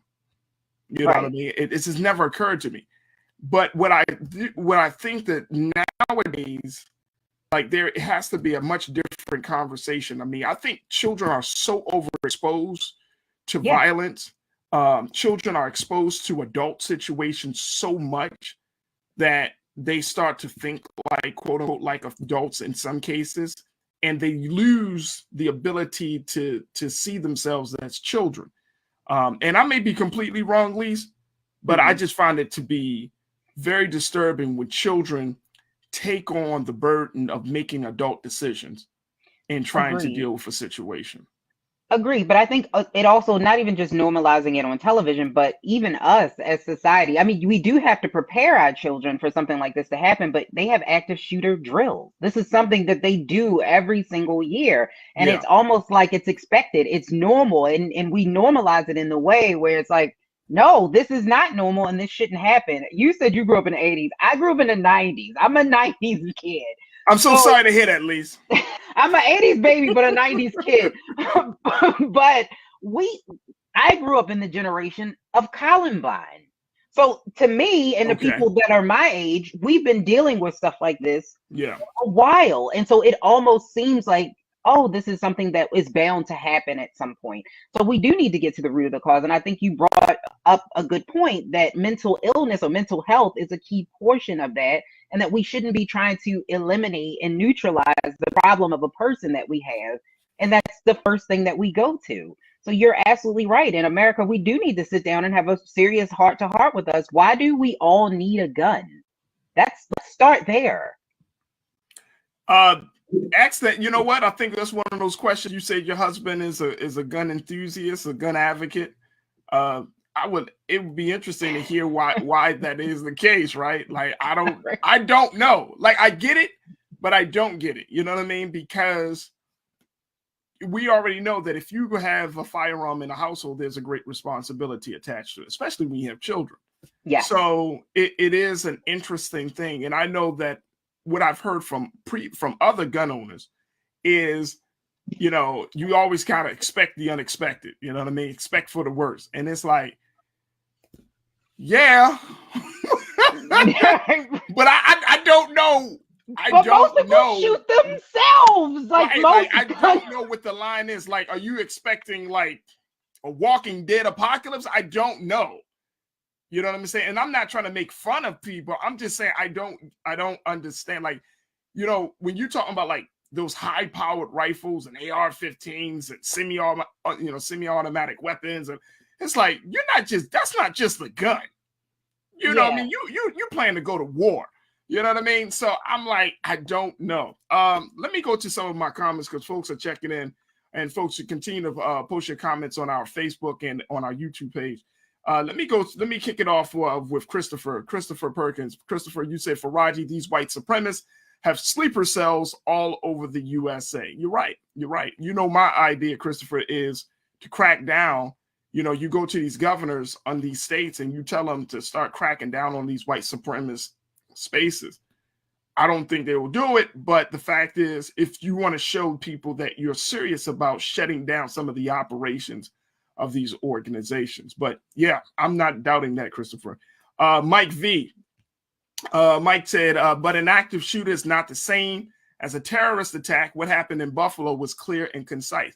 Well, it depends. At least you can jump in any time. I think it can be a terrorist situation like what we see in here in Texas. That's a terrorist style because you are imposing upon the safety of innocent people. Like if you're wanting to making a statement, it's hard to figure out like, oh, okay, no, that's not a terrorist attack. That's an active shooter attack. Right. You know, I think they both contain elements of terror. I mean, who's going to shoot up an elementary school with children? That's terrifying.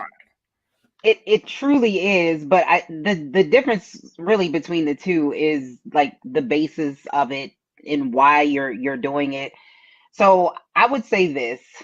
With the active shooter, the reason why we were talking about in the school in Texas, and at the time when they first announced in Buffalo that it was an active shooter, because they had a person who was actively shooting.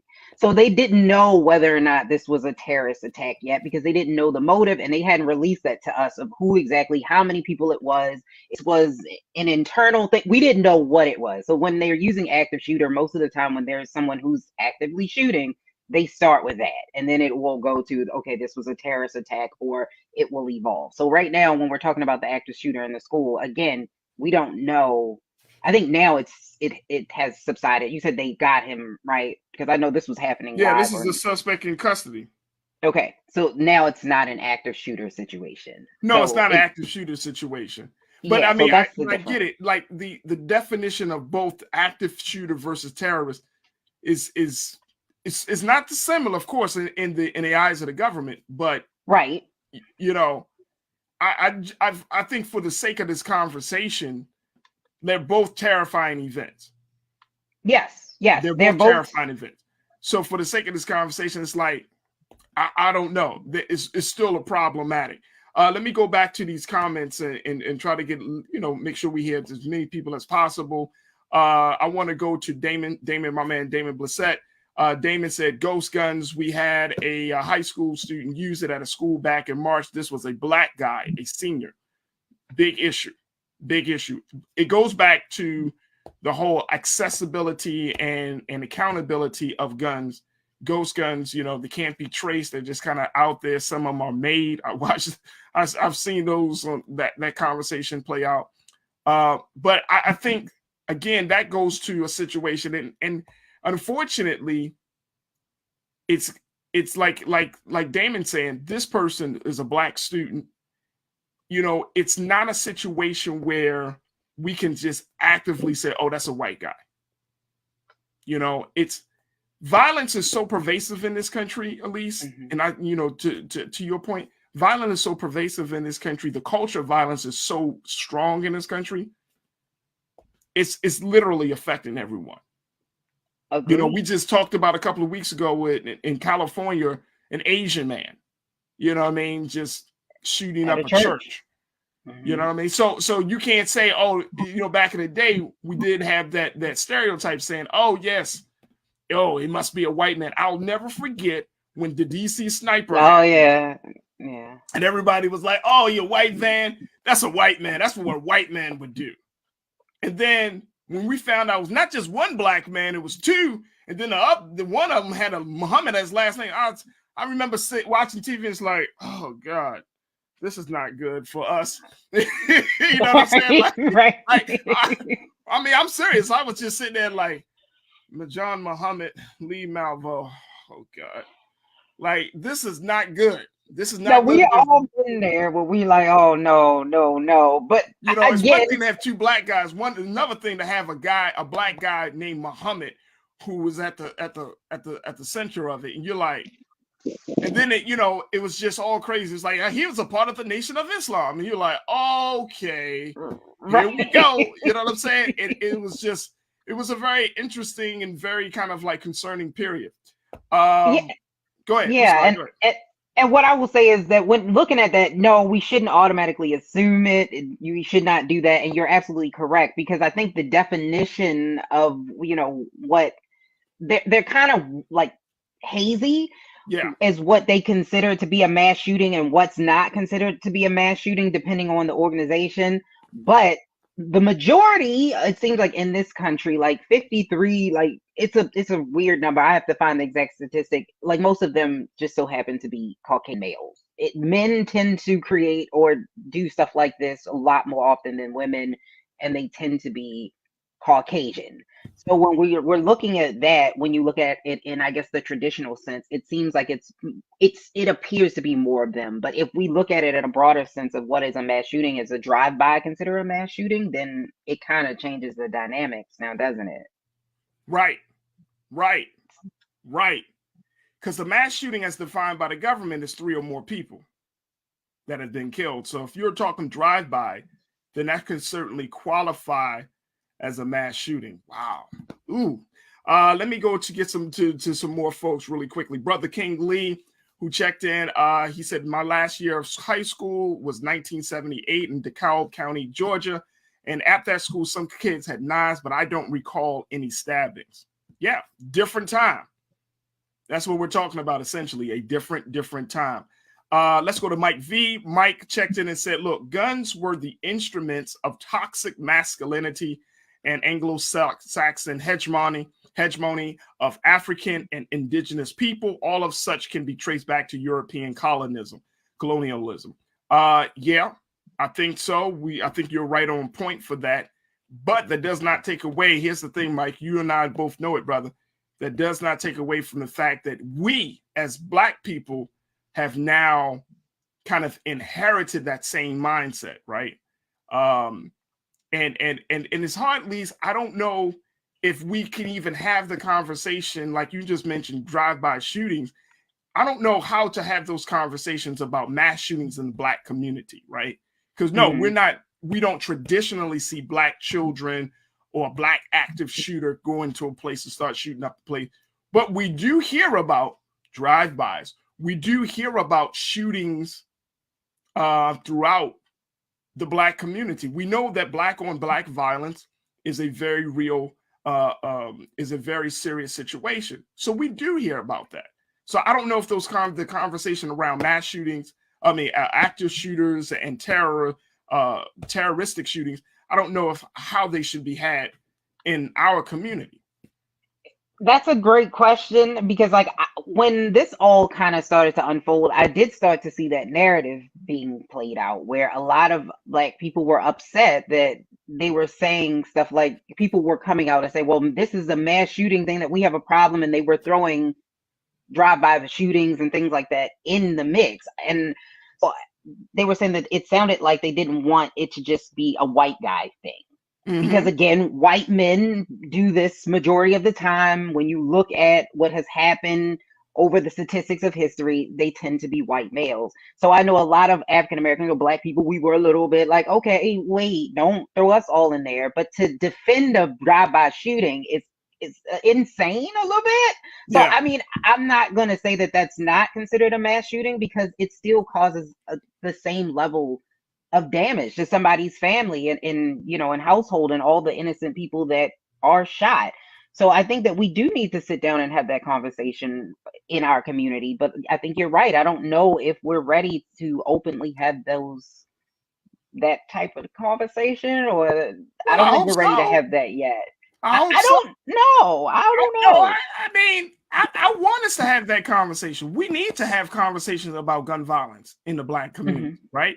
Excuse me. But we also, we need to have it in a sense that if this continues to happen, and we can't have this conversation right now just for the sake of time. Right. If we continue to see Black people shooting and killing other Black people in mass, the way we've been seeing in cities across this country, like Baltimore and in other places, then how do you think the government will start to prosecute these cases? Right? Right. So little Donnell, 16, 17 years old, he goes by and he starts shooting 3 or 4 people. The government or some lawyers might say, well, you know what?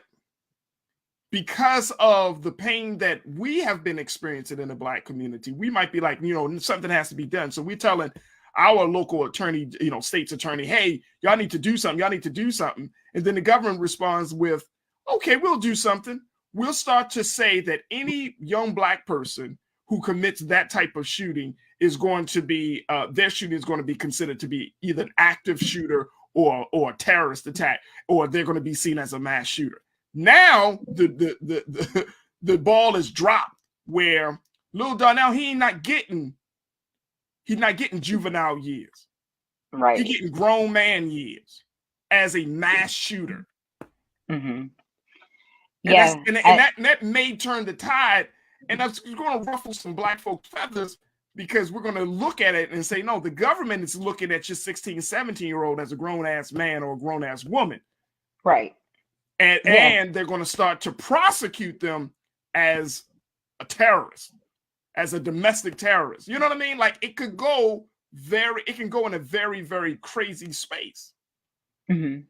Yeah. No, I agree. I agree with that. And I think you're absolutely right. This is something that we do need to be open with, but it is something that we do need to be careful with, because over criminalization of our youth is something that is an issue. So we do need to be very careful with this, but we do need to have the conversation and make sure that people that are doing these things are being held accountable, and we're not creating a wall of protection that stops them from actually being held accountable for the terrorizing of our own communities, which is unfortunately happening like all over the country. And we want to make sure that we are doing the right thing. In America, we have a gun problem, and we need to be able to say that out loud. No matter the race, we have a gun problem. Absolutely. Absolutely. I just saw one of the messages from Tiana. She made the point. She said in Chicago, the media in Chicago are calling shootings with multiple victims mass shootings. Now, I'm sure that when they're reporting that, while they're reporting about Black people, Black communities, but it might be seen. And this is the I think the very thin line, Lise, that we as a community, as a people, will have to figure out.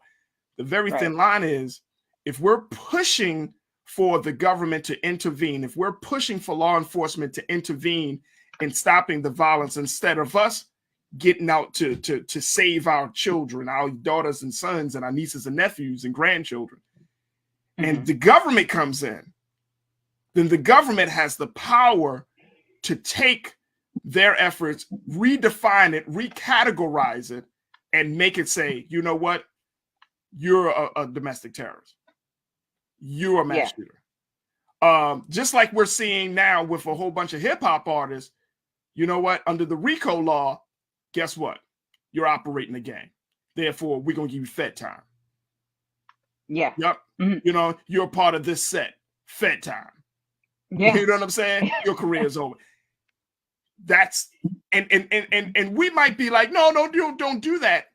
But that's what happens when you don't handle your problems in house, and you run to the government, you run to law enforcement to try to deal with this situation. if we don't deal with it, and we don't deal with it very, very quickly, I can see it going into a space. Now, that's just me. That's just little Faraji Muhammad just kind of seeing how things go if we don't deal with it. Because enough is going to be enough. Right. I think so many of us are so frustrated with living in, violent communities and feeling like our own children and our own people are terrorizing. I'm talking about the older folks. I think a lot of older folks are at their wits' end and saying, look, whatever you got to do with these young people, you do with these young people. But you might be serving them young people up on a silver platter to a system that's not going to treat them like young people. Yeah, and it's unfortunate the choice that we have to make, but whose lives are better or worth more than the next? And that's something that we also have to keep in mind, that if these individuals in your community are going to stop you from being able to have the pursuit of happiness, where is the line between that? So that's just something that we do have to keep in mind. And it's not an easy decision or choice to make or to fix, if I'm being totally honest. We can talk about it, but it's not an easy choice. Absolutely.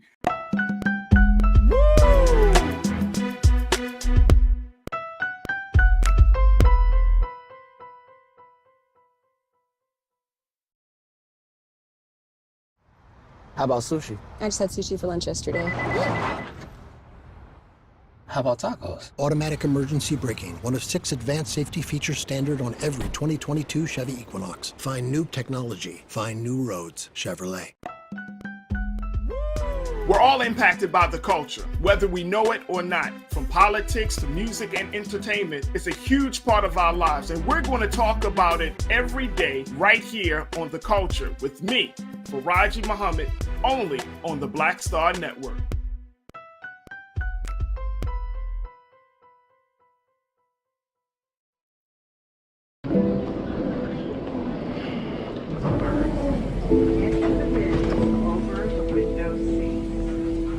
Are the only bins that will accommodate larger rollerboards.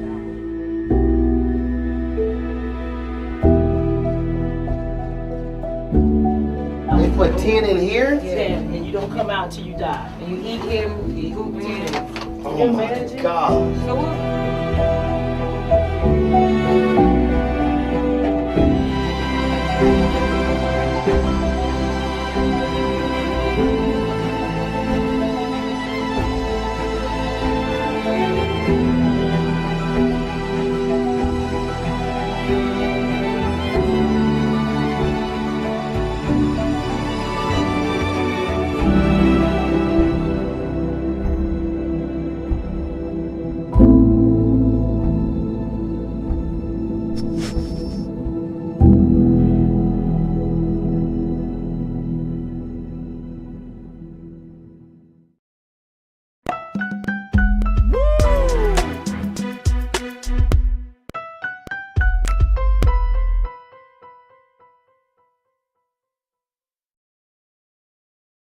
I wanted to switch gears because as we're discussing all of these things that are happening, they can kind of weigh on your mind. Well, today I wanted to highlight and have a conversation about Hood Huggers International. Now, the Hood Huggers International is a group of Black folks that are changing the game about Black life and culture and social justice issues in the mountains. Let me just share with you what they're all about, folks. Keenan, if we could post that quote. Here's what they're about. Hood Huggers is a partner organization of Asheville Creative Arts. That's Asheville, North Carolina. That serves as a vehicle for community-engaged social enterprise work, environmental work, and art in the Asheville, North Carolina area.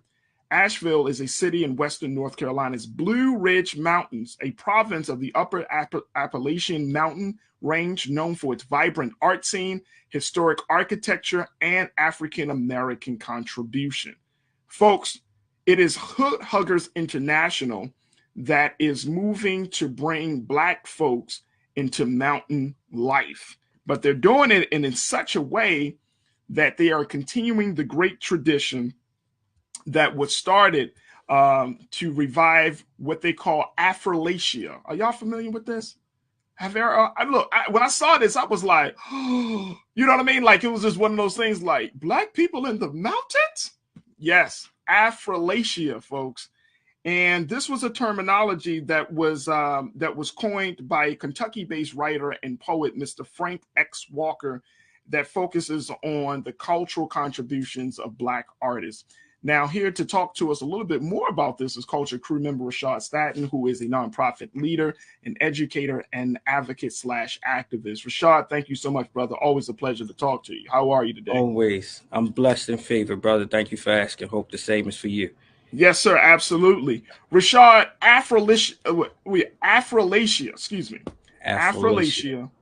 The idea that Black people are expanding, we're working in these spaces like the mountains of Appalachia, right? But have you ever heard of Hood Huggers International? Never, brother, never. And I just love the framing of the term Affrilachia, how they merged African with the Appalachian. Man, I love Black people. Our innovation, our culture is always gonna stitch us in the places that we exist in. Like I didn't even know, out of my own pure ignorance, that Black folks lived in the Appalachian Mountains, but I'm not surprised either in the fact that they have created a community, have created an international network and organization to support themselves and to keep their culture enriched and thriving, man. It just says a lot about who we are in our natural state of being and us taking pride in our heritage, our culture, and our representation. So for me, Rashad, the reason that I wanted to just, talk a little bit about this is because my hope is that we can start to have conversations about how to expand our work, right? We have been conditioned to believe that once it comes to outside of the urban centers, that we are not needed anymore. That push, that social justice push is not needed anymore. And one of the things that about Hood Huggers International is they're saying, no, we do need a space because we have environmental issues. We have social justice issues, especially in some of these smaller rural towns where Black people are congregating. Now, Black people are small. We're moving out of the big cities like New York, Chicago, Dallas. I mean, in some cases, like some of us are saying, you know what, I need a simpler life. I need to move to the mountains. Mm-hmm. But once you make that move to the mountains, then you got to deal with a whole new set of issues that stems from white supremacy and racism and environmental challenges. So I wanted to at least bring this to the forefront of people's minds that, to see Black folks in this new space is something both very empowering and very promising. Yeah, I agree, man. And I'm looking at the comment that we got from one of the viewers here that talks about we always existed in the mountains, and the fact that those are tapping into our ancestry and our even Indian ancestry and how we were always interconnected, and how I speak of I'm deaf into history, and I spoke of Nat Turner after the rebellion seeking refuge in the Indian territories and not knowing how to differentiate us from those Aboriginal and Indian persons, right? And it just speaks to us always existing. And like you said, us knowing our land, us knowing our people, and us knowing our community, that we are not singular in fact that we only exist within these urban populace, but we exist in other rural communities as well. And what we see in these rural communities is a stronghold on community togetherness, in a space where it's not just dealing with the social issues that show up in our disheartenment of how we interact with humanity, but how we interact with nature,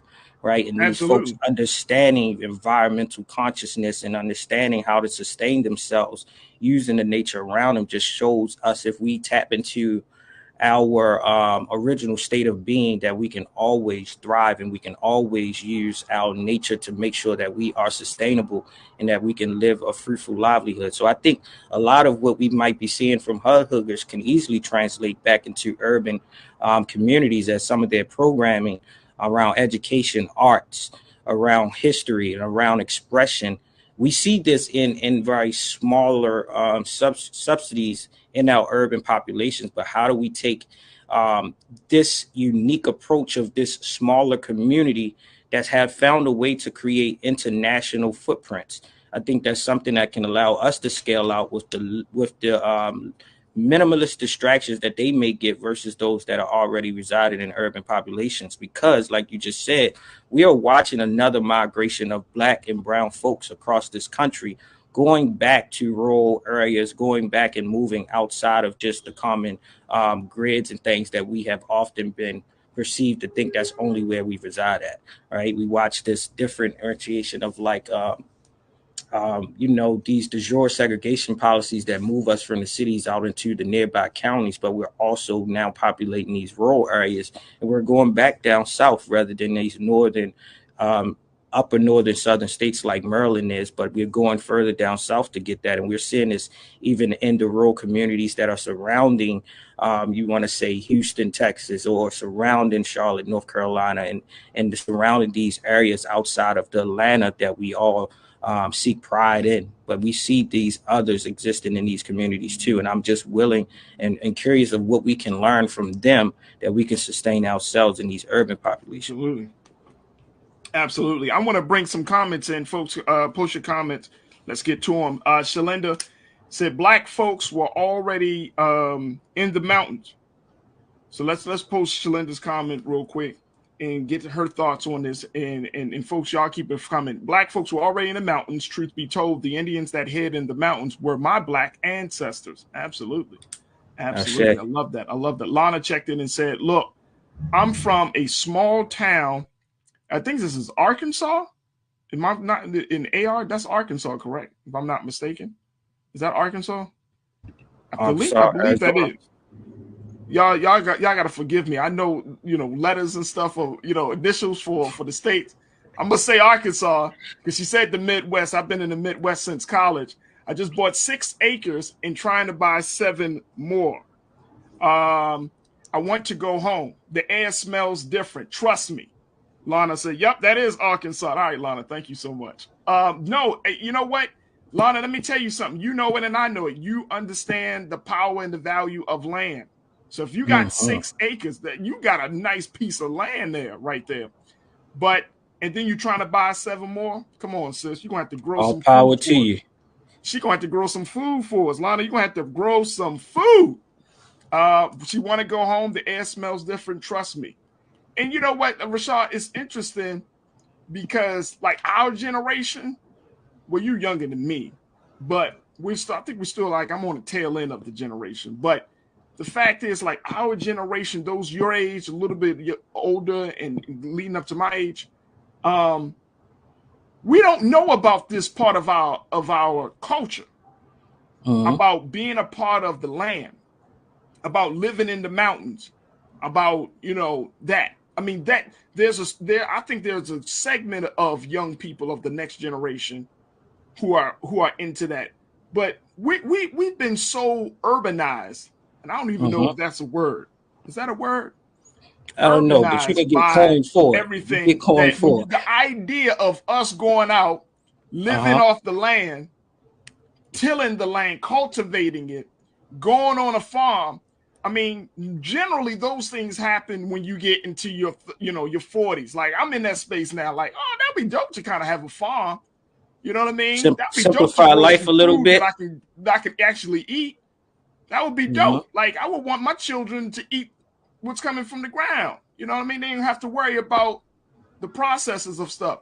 Like how do we get our people, especially the next generation? How do we get them to be excited about just getting back to this natural place? Yeah, I think one is it's a natural like rise of consciousness and awareness that we're starting to see, right? Yeah. And the fact that we understood that we eventually moved from this space where slavery enforced us and enslaved us to the point that we saw agriculture and sustaining and cultivating land as oppressed labor. But even as we became emancipated, we then found out clearly in our history, and if we read deeper beside what's given to us in the educational system, that we gain a sense of our own worth and value and our own dependency and autonomy. That when now we're raising consciousness and vibrations in our community, we're starting to be very self-aware that we should go back to what has allowed us to, to thrive independently on our own and not be dependent on societal norms or the urbanization that provided us once at a time further opportunities and employabilities. But the reality is these mills and these factories that was once thriving in our country has now been displaced and has all been sent out into other countries. And America is not one of those places that have a strong hold on agricultural development. So it's that space of now, if our country doesn't have the business framework, we as homes and houses and communities must attain to that opportunity so that we can ourselves continue to live, continue to thrive, and we can actually remedy a lot of the social indicators and determinants that's holding us back from progressing. Right? If we can continue to do urban farming and community farming, like you said, it removes the toxins, the pesticides, and all of the ills that is made when it's being produced by these larger corporations that want to see monetary gain rather than healthful gains in us as our humanity and our biological makeup. So I agree with the sister. I'm pleased to see that she is purchasing land and looking forward to purchasing more. Right? I think that's powerful, and it says a lot about our sovereignty as a people. And if we continue with that direction, I think we'll have a stronghold on even how we move and more in the strength as far as political affiliations and things of that sort, and even education, right? The Brothers of the Nation speaks very highly on farming and cultivating out lands and going into it. And you start to see these younger brothers in the nation under the Honorable Minister Louis Farrakhan that speaks to his teachings and his messaging that tells them to go back and go and purchase land. That is one way of us gaining our independence and our sovereignty and everything else. So I love the idea of this, and I love that it's giving us another avenue to freedom and liberation. Oh, no doubt. No doubt, bro. Let's go back to the chat. Let me see what Janae had to say. Janae always trying to be funny, Rashad. Always trying to crack jokes. Look at Janae. Let's bring up Janae's comment, please, Keenan. As we're talking about Hood Huggers International. Folks, if you haven't heard of the group, y'all should check them out. They're talking about reviving Affrilachia. Janae said, I am not ready to live off the grid. Plus, it's cold. I take some moments off the grid. I understand those, sis. I totally understand. I think that's why you have an organization and like Hood Huggers and other organizations out there to show us that it can be done. That it can be done. And I think that it helps at least to open up our minds. Not even if you don't jump fully into the lifestyle, but at least you know that maybe I can try this, every couple of weekends during the year or something. You're going up to the mountains with some professionals that can help you to understand the beauty. I mean, just to expand, because here's the place I'm at as well, Rashad. Like, when we talk about self-care, sometimes people say, oh, self-care is going out and buying, going to the store or going to and those things are nice. But self-care, when I think of self-care, I'm thinking about you becoming one with nature. I'm thinking about you, putting the phone down, walking away from the social media, and just getting into a place where you can breathe, you can take in new oxygen. You can stand on the top of a mountain or looking over the ridge where you can see the sunset. You can, just letting your body, to Lana's point, stuff starts to smell different when you're at the top of a mountain. You can breathe and you can let the energy of the trees, the energy from the sun, the energy from nature to feed you. So, Janae, I hope you don't have to go in there when it's cold, sis. You can just go out there when it's like a nice warm day.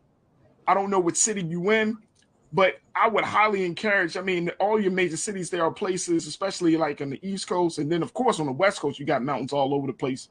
But take the time to do that level of self-care, not just getting like a massage or those things are nice, trust and believe, a mani and a pedi, I got you.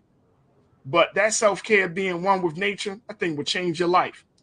Ryan, now this is Ryan. I want to, let's take a look at Ryan's comment. I think this is absolutely excellent. Ryan said, the further you get away from cities, the more freedom you have. I want us to think about this, Rashad. The further that we get away from cities, the more freedom that we have. Yeah, I I would say remember like, having conversations doing the work that we do, brother, talking and empowering young people, right? mhm. And it always blows my mind when I come across Black youth that have never ventured outside of their neighborhood, or they never ventured outside of their city to go like Correct. camping. You know, I would work with programs that would take young people out camping. And I'm talking about 13, 14, 15-year-olds saying, I never been camping. Yep. I had that same lived experience until I was, had that opportunity awarded to me, and it changes your life. Even with the work that we do, and we know this is passion and service oriented work. My best way and my preference to reconnect and recharge is to get off the grid. A lot of times finding these places to go hiking, to go walking, to go trailing, to go camping, and just to go into these secluded places where you connect, and you become earthly people, in which we naturally are. We connect back to nature. We silence the distractions and the noises. We minimalize other people's projections and the falsehood of what society should define as success. But it allows you to listen to your own thoughts a little bit more, to listen to nature, to watch God show up in miraculous ways, and you're more likely to hear your higher self and your conscious self when you are have intentionally removed yourself from these things that we see as normal everyday things, which is not oftentimes for our betterment. So I always encourage others, and I've even started to take my son on these excursions, and even encourage my parents and especially like my dad to just get off the grid, go in there. And as I've started to climb, this definitive space of accessibility and leadership and power and influence, I've learned that a lot of those that we would identify as thought leaders, visible public figures, they actually use their gains to get away. And a lot of times they do that. But the reality is when they're doing that, they're not going back to the communities that they're serving and often come from to say, hey, this is my way of recharging. This is my way of rejuvenating. And we need to make that a common way of self-care. Like you said, a lot of times it doesn't have to be these things that we're often used to. Sometimes, and at the times when we go and go off grid, it is least costly. It doesn't cost much besides travel. And if you have the accessibility to travel, then you should have the accessibility to disconnect. So when you do connect back, you are back to your full and whole self. Let me so tell I you love something, this idea, brother. Let me tell you something. That's the stuff that we're talking about. Karen, let's bring up Karen's comment, Keenan, because I think she's on point as well. Karen M checked in and said, "That's right, Faraji. That is self-care, being in nature, and if we can begin to be self-sustaining, that would truly be self-care." Amen, Karen. Amen. Self-care, you're in touch with nature, and then self-sustaining. That's what I'm talking about. Look, folks, look. And I think sometimes, Rashad, I know I'm getting older because certain stuff is starting to excite me now that it didn't excite me when I was younger, right? You know what I mean? Like this whole idea of being one with nature, this whole idea of, and I'm getting in this space, folks, and I'm sure some of you are in the same space. Like we've carried so much pain. We've carried so much pain from our personal experiences. We're working to try to shed the expectations, the unhealthy view that others have placed on us and that we have accepted. We've carried so much pain of being Black in America because that leaves a physical and psychological, that has a physical and psychological toll. Like what we saw in Buffalo, that will have a physical and psychological toll on not just East Buffalo, but for all Black people, because we're connected. Like as much as we might think that we're not, our DNA is connected. Like that's how we able to feel for those brothers and sisters that lost their lives in that tragedy, because It's something that's literally in us, our DNA. It's a part of our makeup, right? So we're connected. So we carry so much pain and so much hurt and so much tragedy and so much trauma that now, you know, to become one with nature, to become one with yourself, to not live in a schizophrenic mindset. All of these things become more, to me, like they become more attractive to me. I'm realizing, Rashad, and you might be at this place too, bro. I'm realizing like the things that America, that this country and our culture has said is important, is not important. Money is not important. We know that it can create change, it can do some things for, but in the big scheme of things, folks, you know that if you had a choice between money and peace of mind, what you gonna choose? I'm choosing that peace of mind. Same here. Same here. You know what I mean? Like we carry so much in our years. That's why young people looking old people looking older, depending on your lifestyle. Depending on what you allow coming into your mindset, your head, you know, what kind of information you feeding on, what are you consuming during the day? I mean, this is we're talking about a holistic, healthy living, but I'm at a place where I'm saying, look, man, I'm trying to shed all that trauma, all that pain, all that hurt. I'm trying to keep that in the past. As I get into my years, I don't want to pass that mess on to my children. I just don't want to do it, bro. Look, my wife and I, we take our children out to nature. Go ahead, run around, play in the grass. You know what I mean? Like, just enjoy, breathe. Because as much as we like to believe that we're living, when you're in these cities, when you're going through the grind each and every day, the simple things of just taking a breath, taking the air in and letting it out, it can make all the difference in the world. Yes, sir. So I love that point, Karen, about being self-sustaining and that's the self-sustainment, though, starts with the temple, the body. It starts with our minds. It starts with our hearts. Because at this point, man, I'm ready to just let certain things go. I'm not holding on to this. I'm not holding on to no grudges. You know what I'm saying? Too old for that shit, bro. Yeah. I'm just too old for it. You know what I mean? Holding on to some old pain. You know, you probably got, and I'm just saying, and folks, y'all probably got family members that want to talk about stuff that happened 25 years ago. They still wrapped up in that pain. You got stuff that you want to hold on to, past trauma. Man, look, let's do ourselves a favor and learn how to process that, work through that, get back to ourselves. Because this is, when I heard about hood huggers, I was like, man, that's an outward journey of an inward quest.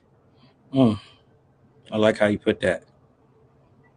You living in the mountains, you going up in the mountains, but you really are going up into the upper echelon of your thinking to find some level of clarity. So that way you can be able to think clear, to make better decisions. I'm not trying to hold on to that, man. I'm not trying to hold on to this mess. Like this country is in such a state of mind that we have to all do our best to keep our sanity intact. Because as everything else is falling down around us, and it may seem like that, the walls are closing in, the ceiling is falling, we got to make the conscious and intentional choice, Rashad, that is not going to be our reality. That can't be our reality. We've gone through too much. We made of the best stuff on earth. Like, you remember Snapple when they always said made of the best stuff on earth? They talking about black people. And a couple of tea, some tea. But we got all of this inside of us that if we just cleared the garbage, we just take a few breaths in. If we just really worked on that self-care, we will transcend the pain. We will transcend all of the madness that's around us. I'm sorry, brother. I just had to share that. What's your take, man? No, what you gained from it was what I gained from it. I was just watching this higher level conversations just last night, and they was talking about exactly this of like what hood huggers is personifying for me and how it resonates with me is exactly what you was alluding to. This idea of holistic health, right? As it being a universal alignment to one inner self and one alignment to nature.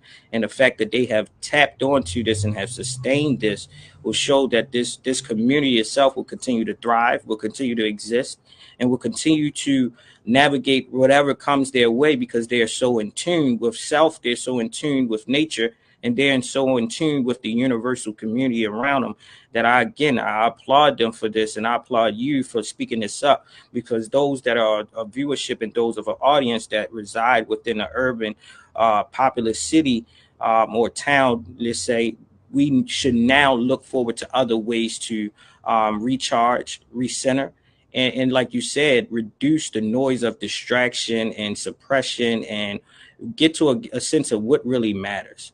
And if we take our self-care as our first priority, our community grows healthy. And I think Hood Huggers is on exactly that, and they should be applauded, and we should learn from each other. Oh, absolutely. Absolutely. Folks, we're going to take a quick pause, but let me just share this with you. This group, Hood Huggers, Rebuilding Affrilachia, you can go to a website, and if you're in Asheville, North Carolina, look at that. They got the colors up there, folks. I wanted to show y'all. If you're in Asheville, North Carolina, they will actually give you what they call a hood tour. Take you right up in the mountains, Rashad. Look at that, man. I got to get them on the show. I was about to say that. Whoever thought to correlate the name Hood to be in the wilderness and to be in nature, and it just shows us reclaiming narratives and us living in our everyday story. Yeah, this is beautiful. So if y'all live in Asheville, North Carolina, definitely check them out. But Hood Huggers International, beautiful, beautiful group of Black folks doing some great things.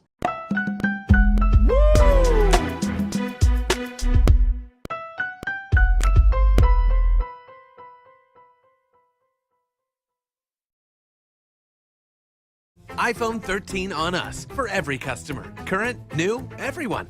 To show the love. How about sushi? I just had sushi for lunch yesterday. How about tacos? Automatic emergency braking, one of 6 advanced safety features standard on every 2022 Chevy Equinox. Find new technology. Find new roads. Chevrolet.